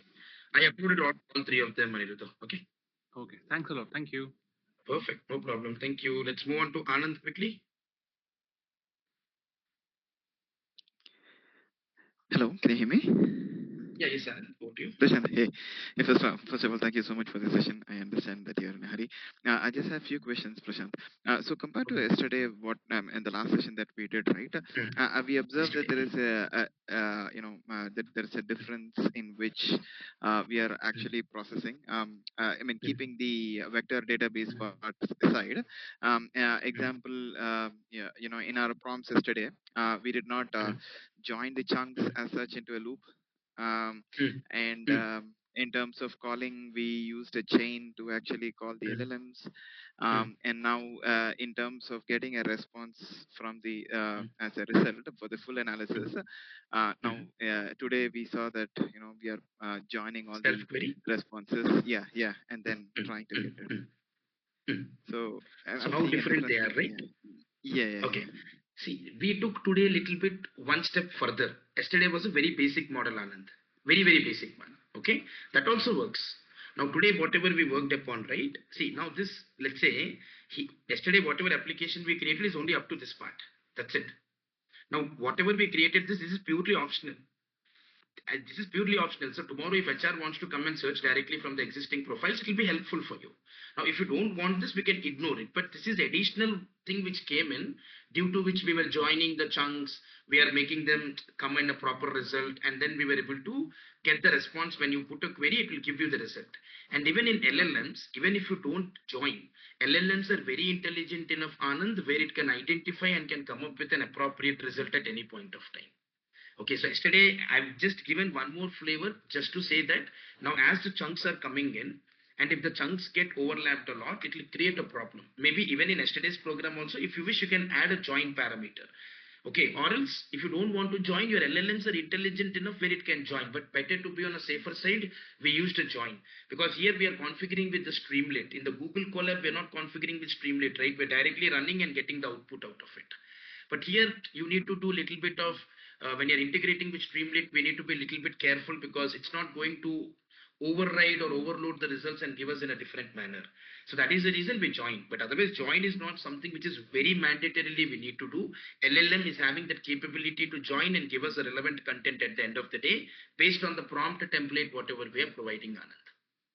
Does that answer your Okay, question, or Prashant. if we have any further questions? Let me Absolutely, absolutely. And just to add upon, we also use something called the document content description, right? Where you just said that this represents a chunk of resume, right? And but documents. that's Yeah, actually been that's been fed as an input, right? In the correct, self query retriever as well. correct, What's the exactly. significance of that? Like, what if you don't put instead of if I give an Yeah. incorrect description over there, what is the impact that that's gonna So leave? okay, see, basically, whatever the document content description we have here, right? Like, let's say, we'll go to the resume processor. Okay. See, what we are trying to do here. So basically, we have the files available here, right? Where the resumes will be uploaded. And then once the resumes have been uploaded, then what will happen? That is the document, right? That is a document which we are going to pick it up and then we are going to process it. So once it goes for the processing, right, in the vector DB, all that processing is going to happen. So now whatever the document content description is there right here, this is where we are saying that this represents a chunk of a resume. So now we are saying to the retriever, which is self-query retriever, right, we are giving it a clarity. Hey, that I am saying that this is a chunk of a resume, so be a little bit careful when you're trying to give me the result. Now let's say you don't add a description, that's not going to create a problem. So let's say you remove this and then you will remove this. So what will happen? Okay. There is a possibility of hallucination because you have never given a clarity that what it is. But in order to be on a safer side, I said that, hey, this represents a chunk of a resume. So please be a little careful when you're trying to integrate and come up with the result. That is what I'm trying to say to my self-query retriever function here. If you don't use it, Got it. that is also fine. But there is a scope for hallucination to occur. So in order to avoid Yep, it, I'm makes doing sense. this on. Yeah. Makes sense. Makes sense. Lastly, I've just pinged you that I'm getting an error when I launched the Streamlit app. It says a Google Auth exception, default credential error. I Okay. Did tried. you, okay, that exception, auth exception means, did Yeah. you, I mean, just check out your Google API key once. Just check your Google Yeah. API key appropriately. Yeah, go ahead. Yeah. I actually went to the Google cloud as well, and then took the latest What model you are API using? key. Yeah. Yeah, what model are you using? Like the Google Gemini only. No, Google Gemini 2.5 Pro or something like that you're using. So change the No. model. Okay. Yeah. Okay. Yeah. Okay. Got it. Got it. Got it. Try Got it. to Maybe play the around, do trial and error with the model because sometimes what happens is maybe your API key may not have full access to whatever models they have with makes you. sense. See, Makes sense. Okay. Okay. just change the model to 1.5 flash light, okay, or just change the model here and there a little bit, and that will give you a better result. Just a trial and error Okay. approach, okay. And if it works well and good, if it doesn't work, you can send it to Edureka support team, and I'll be able to help you out with it. Sure. Sure. Sure. Sure. Thank you. Thank you, Prashant. Thank you. Okay, Anand, thank you. Sridhar, over to you. Hi, Prashant. One question. See, the files that are uploaded documents, we are storing it only the chunks of the document into the vector DB, uh, and not the like the result from the Not our chunks. We are not LLM, storing any chunks. No, we are not storing any chunks. Whatever the the response we are document getting itself. from the LLM, the embeddings are getting stored in the vector DB. That's a chroma DB. But if you see the Embedding. code, if we see the code, we are not storing the response from the LLM. Instead, we are storing Ah, the uh, document itself, the Word document that got uploaded. correct. So, yeah, go ahead, go ahead. Complete your thought. I'll explain that. Yeah, so I'm thinking in the vector DB, what are we supposed to store and how it will be used by the LLM? See, vector DB will support every type embedding, text, all, but preferably it is embeddings. Preferably it will be any text content you want to store. Vector DB will come into the picture until when you look for any search. Like for an example, Sridhar, when I'm going and searching here anything, when I'm trying to put a search over here, when I say search resume, it is able to go ahead and pick from where, from my vector But DB, it is able to identify the resumes, whatever I have. And from there, it is correlating and doing the similarity search by using the embeddings and text, and it is giving me the result here. This is where it will be only helpful when you want to go back and retrieve the information, Sridhar. so this place, we don't use any chat GPT like a generative AI or anything. No, It is no, just a no, pure search on the vector nothing. DB. Exactly, exactly. Because it is our own database we have as a Chroma DB, right? From there you can fetch the information without any external dependence. And does this search also has a little bit capability of like our LLM kind of a capability? We have to integrate the LLM to the self query, whatever we have written here, right? The functionality, whatever we have, we need to integrate again here with LLM. So then it will become little bit more smart enough. It's already smart More because already smart we enough. integrated Okay. LLM, right? But still, just to make it a little bit more intelligent, you can specifically integrate with any of the external LLMs. Okay. Okay. Yeah. Thank you. Thank you, Sridhar. Over to you, Rajeshwari. Hi Prashant. I have a doubt regarding I'm using Hugging Face embeddings. Is it possible to work with it? Yeah, you can use it. You can use Hugging Face. There is a model called as All Mini V6. Okay, Yeah, I'm All using that. Mini V6. Yeah, Yeah. you can use it, but again, yeah, you can use it. You can use any embedding model which is free of cost, which is useful for you. You can use it. Concept is embedding. We need to know if there are any good models, which is good. We can be able to utilize it. But Hugging Face embedding model, quality wise, it's not that great. But still, that is best option to at least get started with Rajeshwari. Okay. But when I'm creating whatever the questions I am asking, it's getting hallucinating more. That is the reason I said you, right? It's like it's not that effective model. I mean, it's good to start with, but it is not a totally an effective model because it's a very old model and it is actually it's free of cost, right? So it's not going to be very perfect. Better you can use Google Gemini, right, Rajeshwari? Uh, Google Gemini text embedding model, whatever we have, I've shared the code to all of you, right? You can yeah. leverage it. But you can use Hugging Face also. But Hugging Face is not that effective and great. Because I also have experimented it long time back, but right now it is not that great in giving the responses. But my internal office documents is there. That's why I'm using free of cost things only. Internal office documents are there. Okay, that is the reason you're using free of cost. Now that makes sense. I mean, Yeah. yeah, that makes sense. I understand. Yeah, you're better to go with when. See, one thing I'll say you, Rajeshwari. Even Hugging Face is also, it's also third-party community only. Actually, you shouldn't do Yeah. anything. Even Hugging Face also, you should not run. Okay, to be very frank, because Oh, that is also third-party, like how all these parties are. Better what you do is, if you are using any of your organization pages, better to get a permission from your organization and get the most used models rather than using these free models which are available in market. Okay. okay. If I'm using that, I only one user also getting hallucination. If Yeah, 1K users uses at the same time, it will collapse. No, and exactly. It will collapse. and that too, I'm using Olama models. Mm. I have to pull Olama Yeah, models, and then I am using it. correct, The correct, correct. response Yeah, time that's is what. very low, and when it comes to 1K users, it's definitely collapse. Is it Correct, correct. right? Yeah, those models are not very effective. You have to go with the standard OpenAI embeddings or Gemini embeddings to handle it more effectively, Rajeshwari. Okay. Those models are only for free models. People who want to start it for one time or two time, for them only it will be helpful. That's it. Okay. Okay. Okay. Thank you, Prashant. Thank you, Rajeshwari. Yeah, over to you, Dhimat. Hello, sir. I have few questions. First is yesterday's code I have run my resume few times, and each time I'm getting a different fitment score. Because once I have run older resume of mine, after that the result got changed. So why is it happening? Why is same resume Temperature, getting temperature, different scores? temperature. You have to focus Temperature on is same, temperature is the yeah. That's what temperature is. As you mentioned, the temperature it's a random. Every and time it will create a random. but But it will the difference is very high. For example, first time I got 50, next time I am getting for what the model same is resume 35. Gemini what Flash model 2.5. Gemini 2.5 Flash. Yo,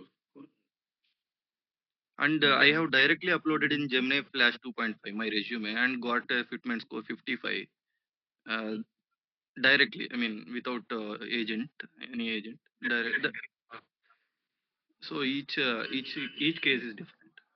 do one thing. Remove the Mm. temperature next time when you try. Don't add any Okay, temperature that and also I try to will do. run one. To how much will be the comparative analysis? Just check it. Yeah, I tried Okay. once. And one more Yeah, thing is yeah. Google Gemini has been trained with lots of data. Okay. Okay. So whatever we are using is one small model in that. And then we are checking for the scores. Okay. So and then Google Gemini has a temperature flexibility on its own. It sets up the things on its own. The temperature instead of fixing anything, and then we operate it with the Your voice is breaking. just saying that try to remove the temperature, check it out because how Google Gemini sets up the temperature on its own, or Actually, when you're Google when you're Gemini running. also it asked me temperature only because Google Gemini directly didn't give anything. It said I cannot do it, so I set temperature inside Google Gemini directly, and then only it is giving reply. It is asking you temperature, or you said that I want to set the temperature, Dhima. No, no. I directly uploaded in Google Gemini Flash, Uh, and then it is not giving any result. I cannot do it. Then I was informed temperature point 0.3. Then it gave me the output. need to run like you ran 3 to 4 times in Google Gemini. That is LLM, Yeah, not direct LLM I have run, and also in no, no. LangChain. In direct LLM, how many times you ran? 3 times. Yeah, three times. Each time it is giving 55. But when I'm using this LangChain, it is giving 35. That is very huge difference. So I don't know how to clear Yeah, no its problem. memory. Because we are seen as one of the framework to integrate with the Google Gemini, right? So what you can do is give me the temperature in the line chain once, but try to make the temperature one. Okay, Okay, okay.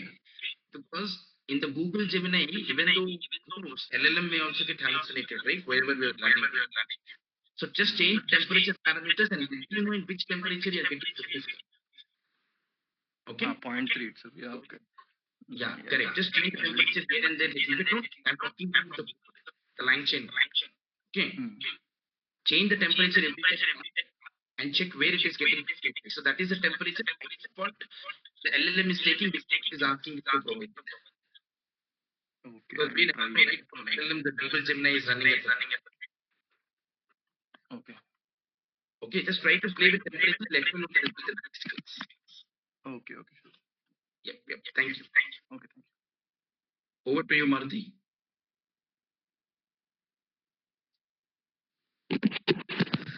Yeah, hi Prashant. Uh, just one question.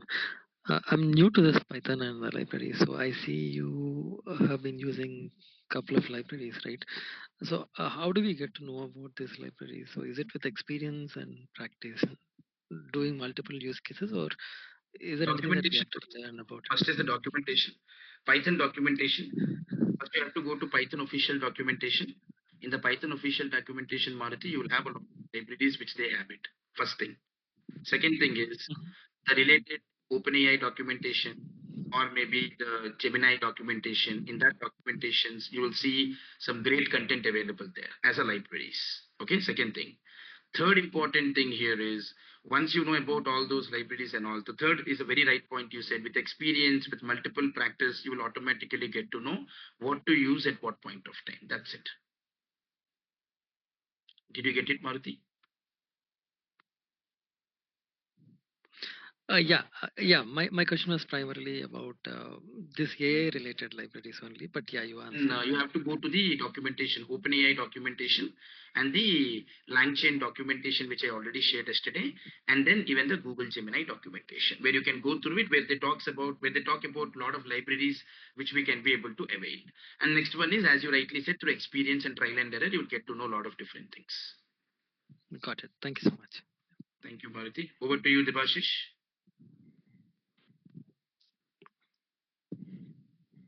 So, sir, I have a couple of questions. One question is this Chroma DB, right? Right now we are storing in our local system only, right? Whatever converting. Is there any way like we can store in the cloud also? Like I have an account, Chroma DB account. I can store the database and can fetch from there, Then you have to use or I have to the deploy. Google LLM, Google Cloud LLM. You can integrate with that also. That is possible. You can integrate it, but Mm. only thing is when you integrate it, you need to be a little bit careful. Like when you are using like in the in the cloud, right? You'll have the Google Model Vertex, whether it's a Google Model Garden, and then the Vertex, and then you have to integrate that LLM from there, and then you can connect with your external DB, whatever you have in your database. But that should be a vector DB, Debashish. If it is not a vector DB, it will not allow. It should be a vector DB. Vector DBs are FAIS, FAISS, the Graph DB, the Chroma DB. These are your vector DBs. If the vector DBs are available, you can leverage it and can take it further, Debashish. Mhm. And this another question is this document content description and metadata field info, right? So this metadata field info, what exactly it is carries? Like when we are converting into chunks, it will Yeah, when it you are making will it, provide. go ahead. Complete your thought. I'll say right or not. Yeah, Okay, so what exactly are you doing? Like when we converting chunks for each chunks, where is the source and where it is stored? That information it is carrying, or the exactly. key what it is That- containing. No, no, it is just making itself aware. Hey, this is the first part, this is second part, this is third part, this is fourth part. It is doing a labeling on its own as a metadata, so that it can always cannot hallucinate and it knows how the patterns are. It can set up the context and can come with the right result at any point of time. It's a labeling on its own. It is trying to do the Bashish. Okay. Okay. And this self query retrievable, right? So that will be used for any like model we can use, right? LLM. Like Wherever you today can I'm use it. using Gym. Okay, so Correct. that is LangChain framework. This one. Compatible to any LLMs. Okay. It's just a framework compatible across all the LLMs. Okay. Yeah. Thank you. Okay. Thank you, Debashish. Last two questions. Let's move on to Vineet. Vineet Nima.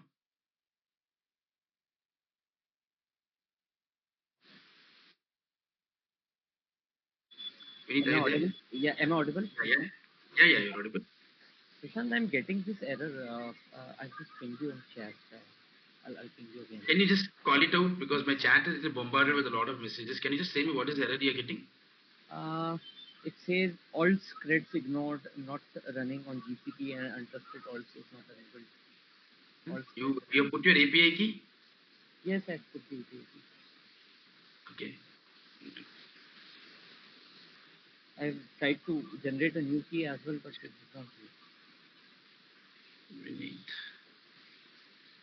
Initialize log is called standard error. All log messages before initialize log. Still access not enabled. Okay. Do one thing, Vineet. Maybe I will have a look into your output. I mean, whatever the problem you're facing. Probably I'll inform to the the Edureka team, and they'll be able to go ahead and assist you there. Okay. Okay. Let me put it up here. What is the error you're getting? This is the one, right? 1 minute. This is the one, right? You're getting it? Correct. Right? Yeah. I'll have a look into it. Anyhow, it's a warning. I don't think so why it is giving an error. It's just a warning. So you are able to execute your code, right? No. All this. Nothing is displayed on the UI. On the Streamlit UI, everything is blank. Okay. Fine. I will have a look into it, Vineet, and will inform to the team, and they will be able to assist you, Vineet, over there. Okay? Just give me some time. Okay? And meanwhile, you also just try to check it out from your end, and if it works out well and good, if not, I'll try to assist you. Either by tomorrow, you'll get an output by the Edureka team. Okay?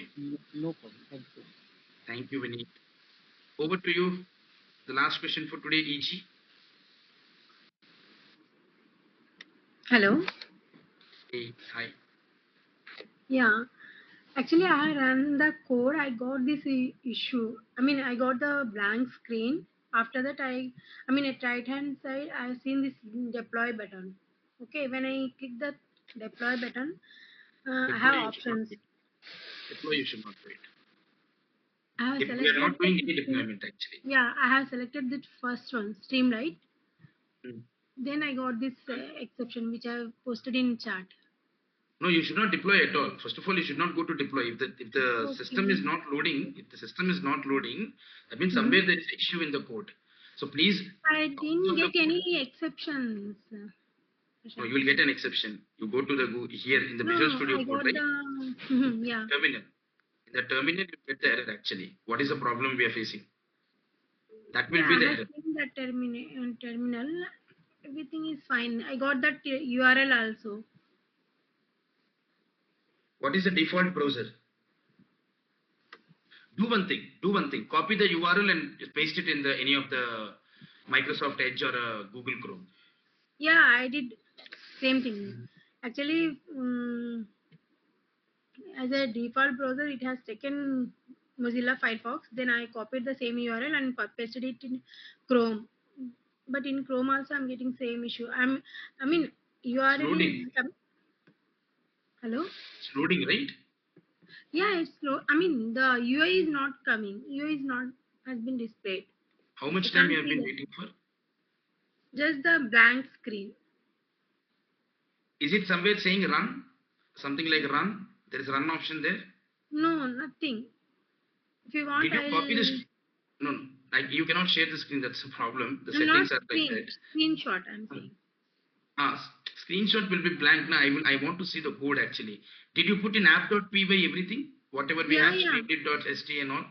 Yeah. You saved it? You saved all the changes? Yes, Whenever I you ran upload. it. The Streamlight run. Ma'am, what I'm trying to say is running is different than saving the details. Running anybody can do, right? I can just run the command and I can run it. That's not the problem. The thing is, if the page is not getting loaded, either the app.py, whatever you have added, maybe that is not appropriately present. Just you need to check once the app.py file, because this is where the Streamlit is getting pulled in. And if you have added, did you save the changes? And once you save the changes, did you get the Chroma Store and PyCache? Did you see these two files in your Visual Studio Code? Is the two files there in your system? Can you just check it out? PyCache and Chroma Store.